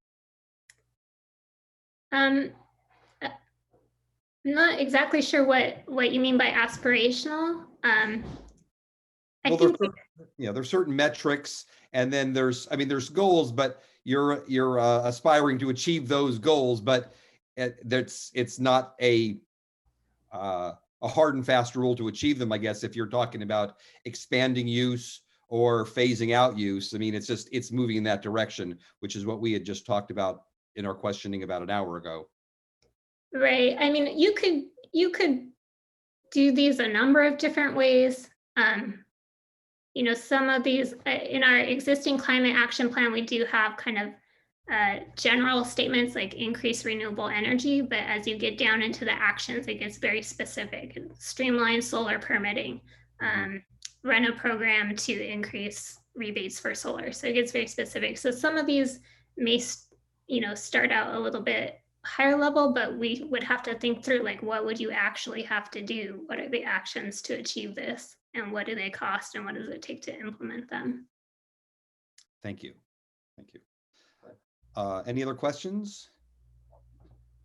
Okay, so why don't we move on to the point by points that you're looking for direction on, and then we'll finish that off with final comments. Okay, so can you go up one slide, Tammy, to the slide before this? So we are looking one slide after this. Thank you. To the factors slide. There we go. So we're looking for council's input. So just to take a step back and recap, we are planning to move forward with analyzing 3 different scenarios, kind of based on the city's forecast, the low, the medium state compliant greenhouse gas reduction scenario, and then the high net carbon neutral scenario. And for each of those scenarios, we'll be looking at different strategies to achieve them. In addition, we'll be looking at sustainability strategies and climate adaptation strategies. So to help evaluate those strategies and think about what will be successful in their future implementation, we would like council's input tonight on background factors and criteria. So the factors here, we're not going to quantify these, but these are things we want to keep in mind and consider. Are there any other major issues we should be thinking about that might affect successful implementation in the future? And then on the next slide, Tammy, we have the list of criteria that we're proposing. And we'd like to know if council has any other suggestions or wants to swap out one of these for something else. Okay. Can you go back to can we do these one at a time? Can we do this one first? Yeah. So, Kara, why don't you walk us through specifically as we go point by point? It's going to be difficult to manage it all if we're just giving you a dump of information. Sure. So thinking about some of our biggest sources of greenhouse gas emissions, we want to pay attention to transportation trends, think about the move toward electric vehicles, what the state is doing on electric vehicles. With the pandemic, there is a lot of uncertainty, but as we can, we want to identify different opportunities and challenges. So, maybe we wouldn't prioritize a strategy for immediate implementation centered around riding transit. We might want to stage that for a few years out after the pandemic. So something to keep in mind. We want to look at different technological advances. There is a lot of new technology to help with energy. There's a lot of technology in the transportation sector. We are also mindful of the housing crisis and thinking about how to make it affordable to live on Walnut Creek through lower utility bills and what the impacts might be on development if we're adopting strategies that affect development. In terms of equity, diversity, and inclusion, you know, as Tammy mentioned, there are many vulnerable populations who may face climate hazards in Walnut Creek. We want to think about how to address them. And we can also think about how to improve equity with other strategies as well. We're keeping an eye on what the state is doing and what we can leverage in terms of their programs, their legislation, their regulations. So keeping an eye on what the federal government is doing. There's been a lot of talk about potential funding for infrastructure, for example. And then as some of the speakers tonight mentioned, just we're working in a context of more local effects from climate change are becoming apparent. And although we can only control our actions in Walnut Creek, there is kind of an increasing amount of emissions worldwide. So those are the broad factors we were thinking about. And if there are any more, please let us know. Yes, Councilmember Silva. Thank you very much, Kara, for going over these again and re-explaining them. So when we look at the housing affordability, I think we also have to be mindful that housing affordability is this competing priority against optimal greenhouse gas emissions in some cases. So we have to be really cognizant of what might drive costs up, which makes housing more unaffordable. But the other element that I think is more significant is the demand for more supply of housing. And how are we going to accommodate that? We're going to be required to accommodate it, but at the same time, it is going to increase our footprint of people and our footprint of emissions. And it's a competing priority in many senses, but we're going to have to be very cognizant that we're going to want to be environmentally smart about where we put new growth and how we implement it.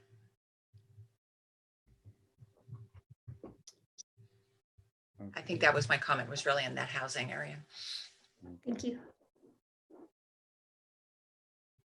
Anybody have any comments on these factors? And I can't see all the council members now on my screen, but I do, Mayor. Go ahead, Matt. So my comment was just on the same factor. It gave me a little pause when I saw it the first time, and I then when you explained it again, Kara, about utility affordability, I guess I'm just not really clear kind of what we're trying to get at with that particular factor. Most new for sale housing will be the most efficient, the best energy efficient, and have probably the lowest utility costs compared to anything else out there. So I think that's built by design and state regulation. That's already going to be achieved. It's been a while, but on the rental, I don't believe renters pay separately for their utility costs. I could be wrong about that. So then it's, this one is just, I'm not sure what we're accomplishing with that particular factor. Maybe there is a reason for it there. Yeah, as you know, I work in housing too. So renters are often more cost burdened, especially if they're low income. They pay a lot more % of their income on utility bills. And we do have a large existing housing stocks that we need to address. And some of our buildings, a large proportion were built before building codes went into effect in the 70s. So they may not be the most efficient. So there's a number of things. It's kind of like, you know, our programs increasing costs, as Cindy Silva was saying, for developers. Also, what can we do to help our residents have lower utility bills and help to contribute to them being able to afford to live here in Walnut Creek? Yeah, so sorry, that was a question. I guess the comment is, I think what we're trying to get at with that is if we're trying to encourage people to go solar or to retrofit their house or to do new windows and insulation, that we focus on those action items as a factor things that we can encourage our existing residents to do. I don't know that that housing affordability encapsulates that concept, but that's what I would be interested in seeing us focus on. That's my comment on the factor list. Can I weigh in on this one? Yes, go ahead. Okay, I looked at housing affordability as like you have post-pandemic, there's opportunities and challenges. Housing affordability, it's the same thing. If we're looking at right-sizing parking, that can decrease the cost of new housing if they don't have to put as much parking in there. But I could see several of these, like equity and diversity, being very much a factor that's on the one hand, on the other hand. Housing affordability on the one hand, we can reduce parking and that could be better. On the other hand, requiring everybody to put solar on the roof is going to make it more expensive. And so it's not necessarily always a good or always a bad. Same thing for equity and the city's focus on diversity. I can picture us coming up with programs that constrain small businesses that are primarily run by immigrants. But it would be good for greenhouse gas, but it's more difficult for those communities. So I regard a couple of these as very much a factor that could go either way. And it's just something to keep our eye on.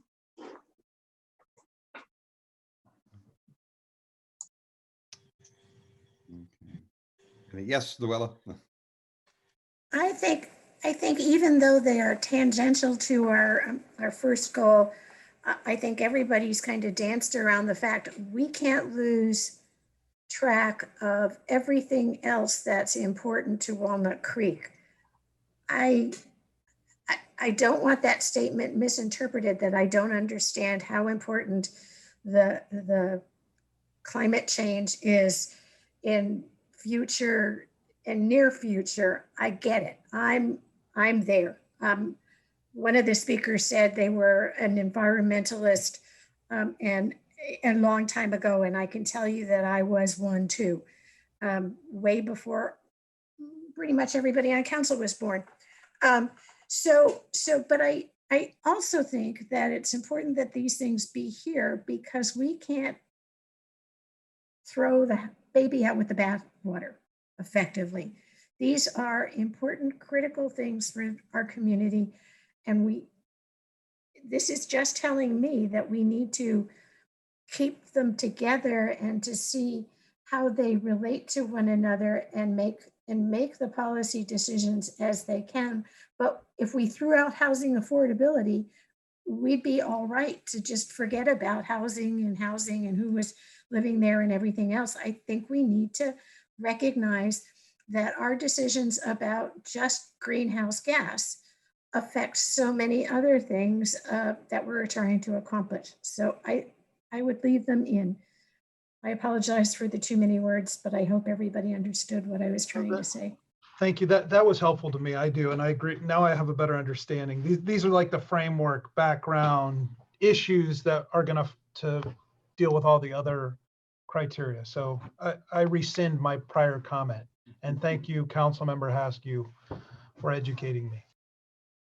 And I think to capture Councilmember Silva's, we could say housing affordability and Supply. Supply. That's I was kind of trying to. Words are hard at 9:30 at night. So housing affordability and supply. And can I add on now to jobs housing balance, because the state is pushing us on this housing, and ABAG's RENA numbers are pushing more housing in the East Bay, and the jobs are not moving to the East Bay. And so we have to account for that or figure out some other way to get around that. And it's going to have an impact on what we do and how we aggressively do it. So Kara, now on that second slide, were those the ones that you needed some specific actions on? Yeah, so it sounds like we have two changes to the factors and we want to move on to the proposed criteria. So I can walk through these again. So this is in the project scope and budget.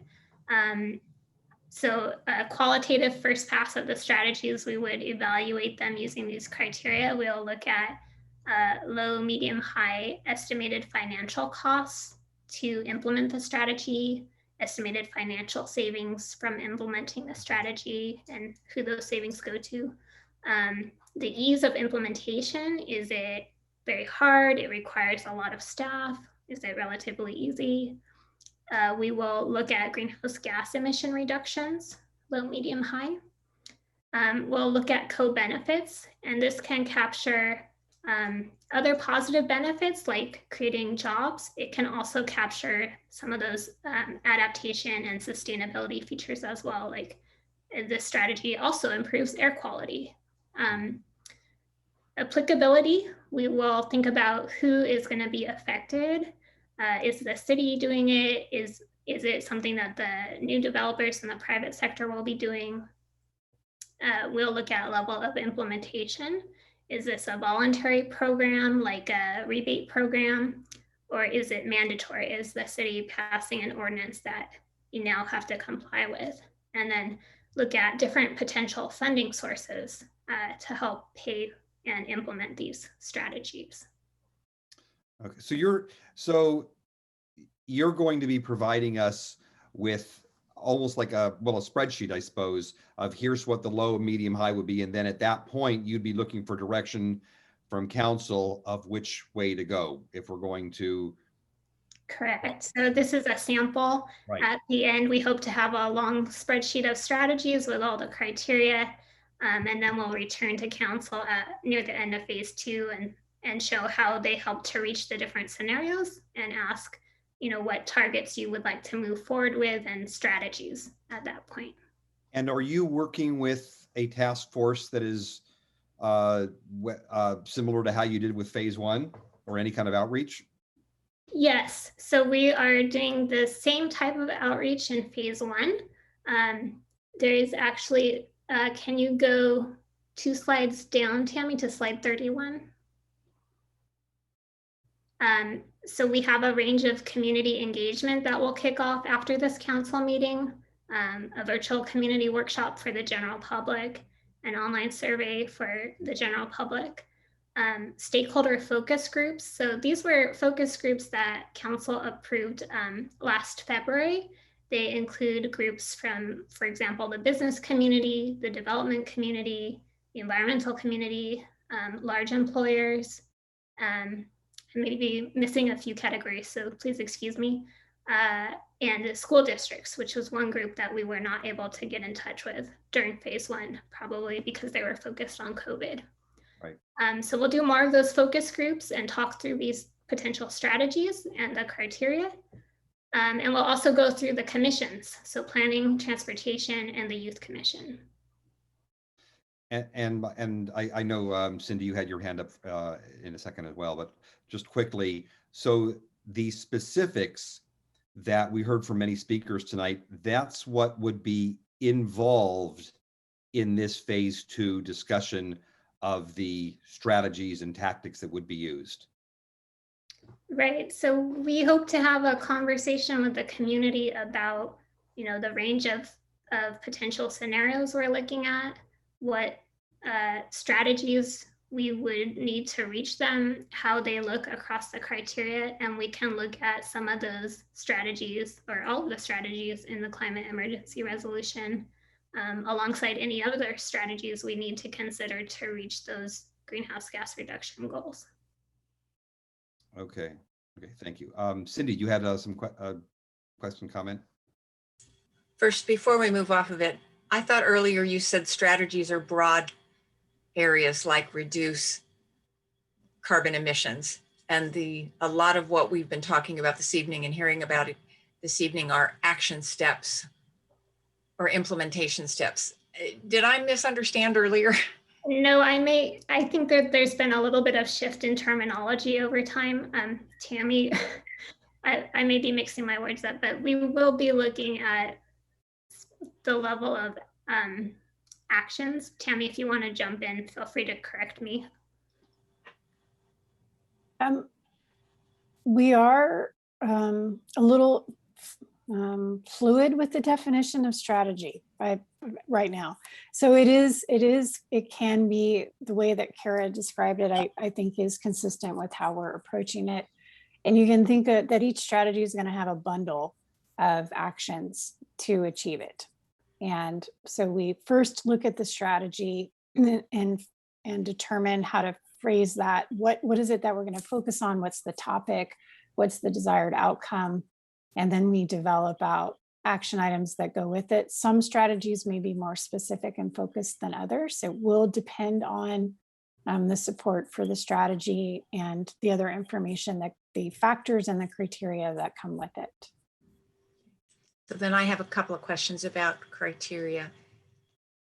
Level of implementation versus ease of implementation. Can you clarify the difference between the two? I'm particularly ease of implementation, I can kind of understand. Level of implementation. Yeah, Tammy, do you want to jump in here? Sure.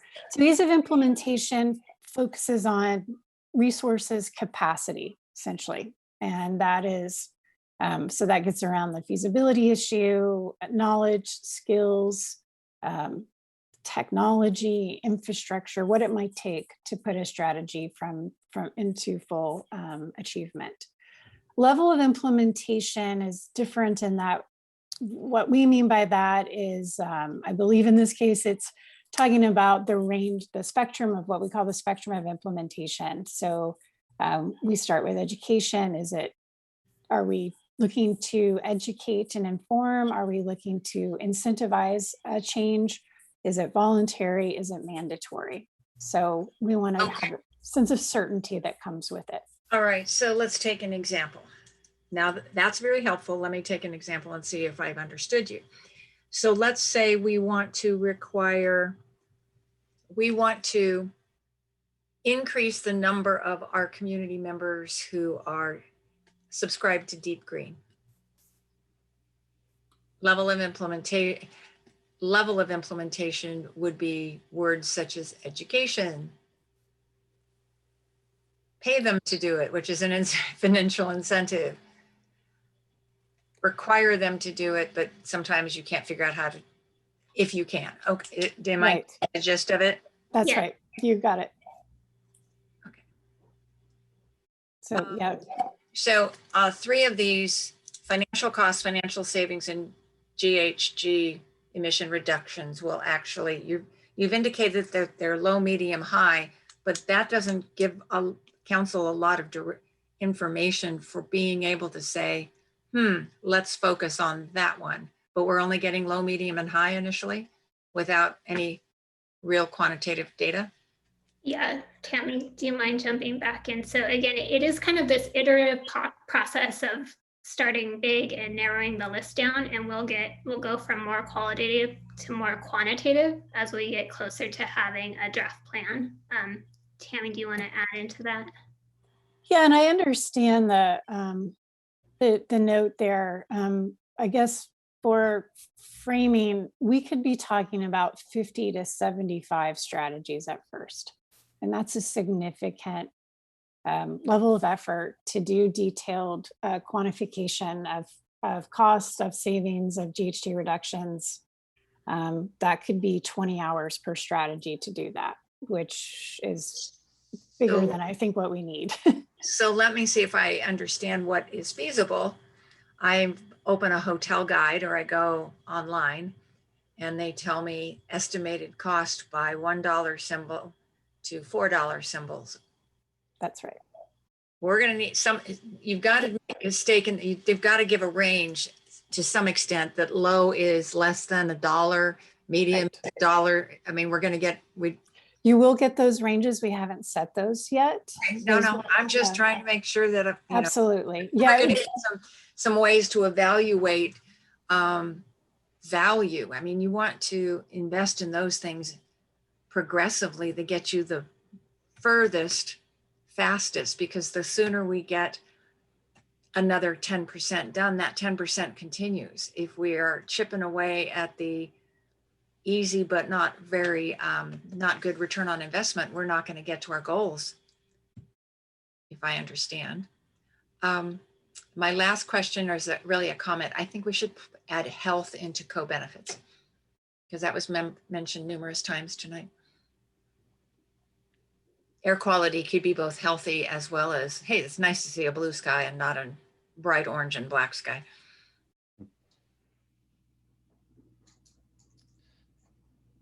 Okay. Cindy, darling. In looking at co-benefits, I can picture some strategies that actually become negative on some of those things. I can picture a strategy that's great financially, but isn't good for jobs. So are you guys going to factor that into how you would analyze? Can co-benefits go negative? Tammy, do you want to jump in here? I think in general, we would try to avoid, just big picture, we try to avoid strategies that have negative impacts unless it's just so unavoidable to reach our goals. But I think the way that we've been really framing them is when there's a strategy that has other additional benefits, we definitely want to highlight that so that you know you're getting kind of double bang for your buck by doing that strategy. You can both address multiple issues with the same strategy.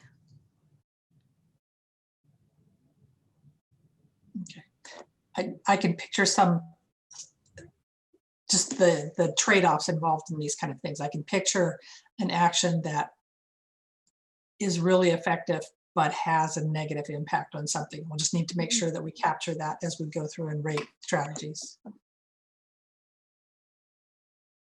It might be over time as well, something that looks like a good idea now, right after, but isn't so good right after a pandemic, but might be much better in 2 years. Yeah, if I could just jump in generally here real quick to add to that, you know, from my perspective, and several of you recall back when we scoped the contract for this work a while back, and we're talking how to frame this, what we really want to understand are the trade-offs associated with each potential action or strategy, whichever word we want to use to describe the specific steps that may be taken. And the idea is that this criteria would help identify those trade-offs. You know, really simply, the one in my mind is there could be a solution that's fantastic and helps us hit our goals instantly, but the level of implementation would simply not be acceptable if we had to mandate it to make it happen. And we'd have a citizen revolt if we tried to do it. So, you know, that's just one egregious example for illustrative purposes, but that's really at the higher level of the intent of this criteria to identify those trade-offs, recognizing if there were a silver bullet that just would sail through and solve all our problems, we would have done it already. I have a question, and that is, so let's compare changing laws so that we affect how houses are built, and compare that to encouraging our citizens to do full green and their electricity. Is there any value to saying who it is that's going to be doing the job, whether it's us or the community? And I don't think I see that in any, it might be under level of implementation, but is there anything where we say this is city's responsibility versus community needs to wrap its arms around it? Yes, I think we'll be trying to capture that under applicability. Yes. So who would be doing the work, who would be affected by the strategy? Do we really mean responsibility? Yeah, and that is something we do by default, but we can be clear and add that to the list. So for each of these, we will identify lead and support partners or departments if it's city. And then we also will identify, it's more at the equity side, who it applies to and who has access to it, who benefits from it. So we can add responsibility to be clear.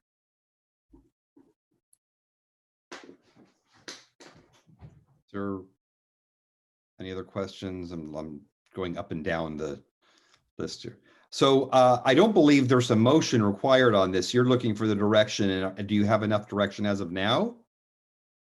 Yes, I think we do. We have a couple of additions to the factors: housing affordability and supply, jobs housing balance, and then we have, sounds like, two additions to criteria: health as a co-benefit and responsibility.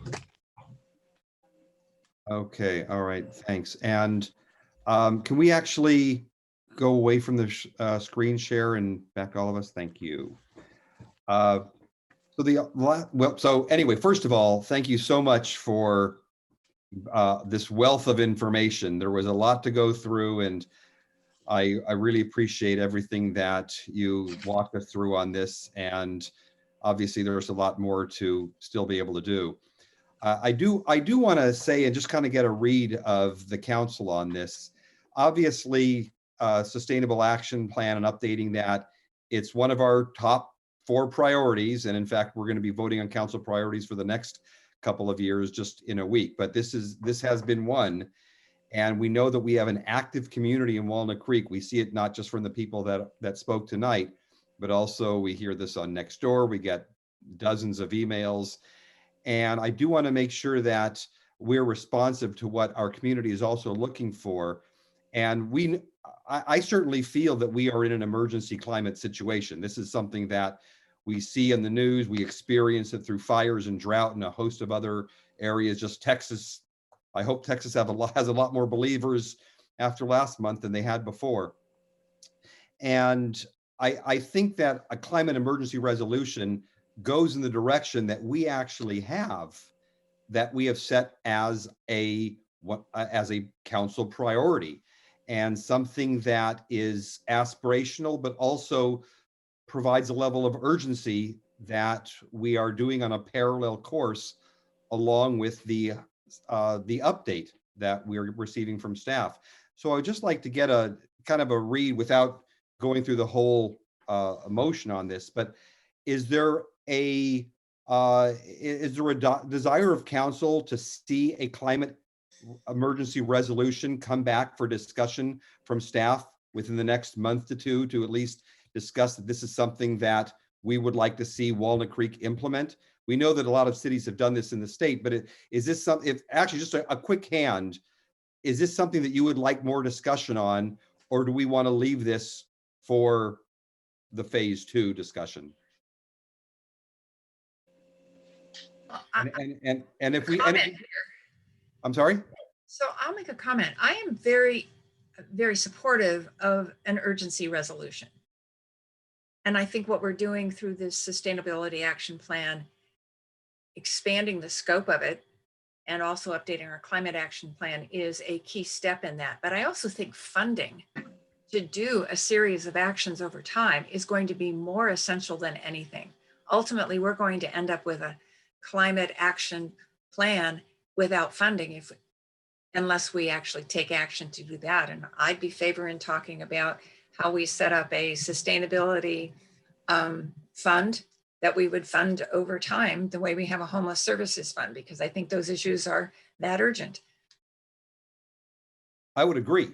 I think it is that urgent. And obviously we know that nothing comes for free. So it's something that we would have to take some specific direction on.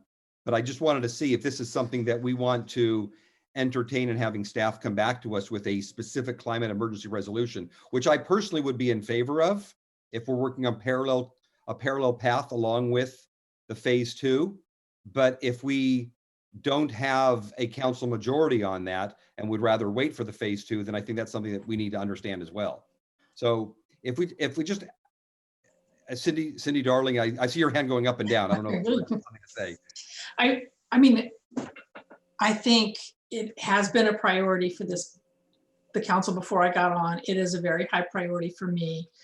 I think we have a climate action plan that's going on. So I think I know that there's a lot of people that are feel strongly about the issues they brought up tonight. I think the thing that I would like to see in a climate resolution is something that documents our concern and the urgency that we feel in producing the sustainability action plan. I'm not sure I'm ready to start including specific actions in there, because that is more of something that would be better dealt with through the budget process. So saying this is a very important thing, this is a very high priority, would be something that I would support. Say, I'm sorry, so a high priority that you would support when? A climate resolution, I mean, I am comfortable with the idea of us considering a climate resolution that says, climate is one of our highest priorities, and we are working diligently. We have an existing plan, we're working diligently on the new one, and we take this seriously, just as a way to commemorate that. So without the parameters of those 5 items that were mentioned? I think those 5 items that are mentioned are probably better dealt with through the budget process, because they all cost. Well, phase 2 of the climate action plan. Yeah. So you would prefer a more general climate emergency resolution that doesn't have those 5 metrics or parameters, and deal with those in the budget and phase 2 process? My gut sense is that that is what will work for this council. Okay. Luella. My frustration is this has been, you can come up with a document and you can say, I will, it's like a resolution which you make on January 1st every year to lose 20 pounds, or in some cases more. And I am frustrated because we have made that resolution. We have made that resolution by starting the climate action plan for a long time and put it in action and moved it along. We have made that resolution in that we have reaffirmed that this is one of the council's highest priority. And I'm going to guess it's going to get a lot of votes when we do our priority thing going forward. And this one piece of paper that says, oh, everything that we thought was urgent and emergency now needs its own separate document put together. And I don't know how it is going to change anything significantly. And there is not one of those items on the 5 items that either we could support by saying to at a council meeting, there is this art project that our young people are doing. We're really very proud of it. Please come down and look at it. That's what I heard was being asked of us. I don't need it in a resolution. I can do it from my heart. Planting trees, if you want to plant trees and you think this is the way to go, plant a tree. It doesn't need to have anything that needs to be that formal. I'm actually a tad insulted that they don't think that in all these years that we've been working on climate change, that we didn't measure up to a standard that we thought it was an urgency and Walnut Creek needed to participate. I tend to I think I would agree with the first half of what you said in general, although I do think that city leadership is important to lead the way. For example, when we took on 100% clean energy in city-owned buildings, there is still the responsibility of the individual households to also move toward that. But I think that we set the standard. I think there is something to be said for cities, states, and the country setting a path that people can then follow. I think that is important, and it sets a guide for individuals as well. I do feel that. Matt, did you have any comments on this? Yeah, I agree. Well, are we doing final comments now or just comments on the potential for a resolution? Just on I think on this, then we'll go to final comments after. So what I heard was consensus that we all think it's an emergency and a crisis, and we're dedicated to doing whatever we can to address that. So I think the resolution by itself doesn't necessarily go as far as our residents would like us to go. The 5 action items haven't been vetted through these criteria process that we're adopting tonight. So I think it's cart before the horse to say, yes, let's do those. What I'm most interested in, I think, is what Councilmember Silva said. And I think we have a model with the Homeless Service Fund where we kind of put our money where our mouth is. Yes, we're doing the plan. And to Councilmember Haskew's point, we've been engaged on this issue for a while. It's been a priority for us for a while. I suspect it will also be a priority for us in the next 2 years to finish out this plan. But to respond to what the community has said too, like, act now, do something now. The plan's not going to be adopted until later this year. I hear that. And I think that's a legitimate point. And I think, I don't know if it's a resolution or if we do our priority process next week. You know, I think that's going to confirm that climate will continue to be one of our 4 priorities. And then in the budget process this year, we talk about dedicating something similar to the Homeless Services Fund, the Climate Emergency Fund. And then through that fund and that dedicated funding source, we, the city, identify some action items that we'll take on an ongoing basis. It could be planting trees. It could be More EV charging stations. EV charging stations. It could be leading by example and converting our fleet of blowers to electric, things like that. Is what I guess I would, that makes the most sense to me as the next step in this process. So what I'm hearing the council consensus generally is that climate is important. The climate, combating climate is important to us. I say combating climate change is important to us. We have it as a priority. We are addressing this diligently. Staff has a plan to come back with us on, and that's the way that we are moving forward right now. So appreciate everybody's comments on this.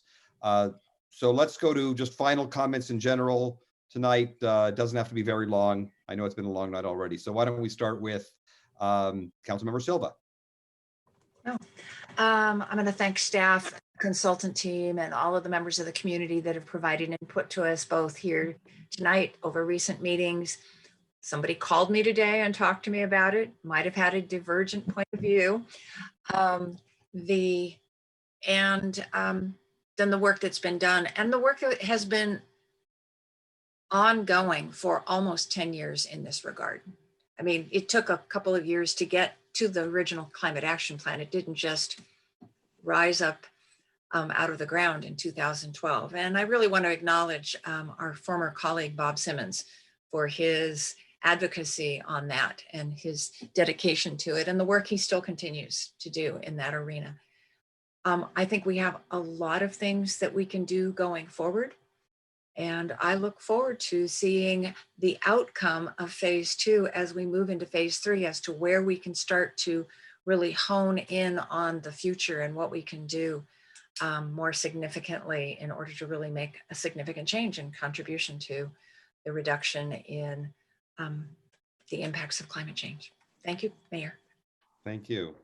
How about Councilmember Darling? All right. Again, thanks to staff. This is a complex issue, and whenever you start getting into planning and you have your strategies and your goals, and it's hard to kind of make it make sense. And I think you guys are on the right track. I mean, it is a key issue for all of us. It is something that I am going to push to have us work as aggressively as possible. The net neutrality target, I think, as Mayor Pro Tem Francois kind of foreshadowed coming from the legislature, is something that we need to keep our eye on. So I want to see aggressive targets, and we'll have to evaluate as we come up with and look and see what that's going to take.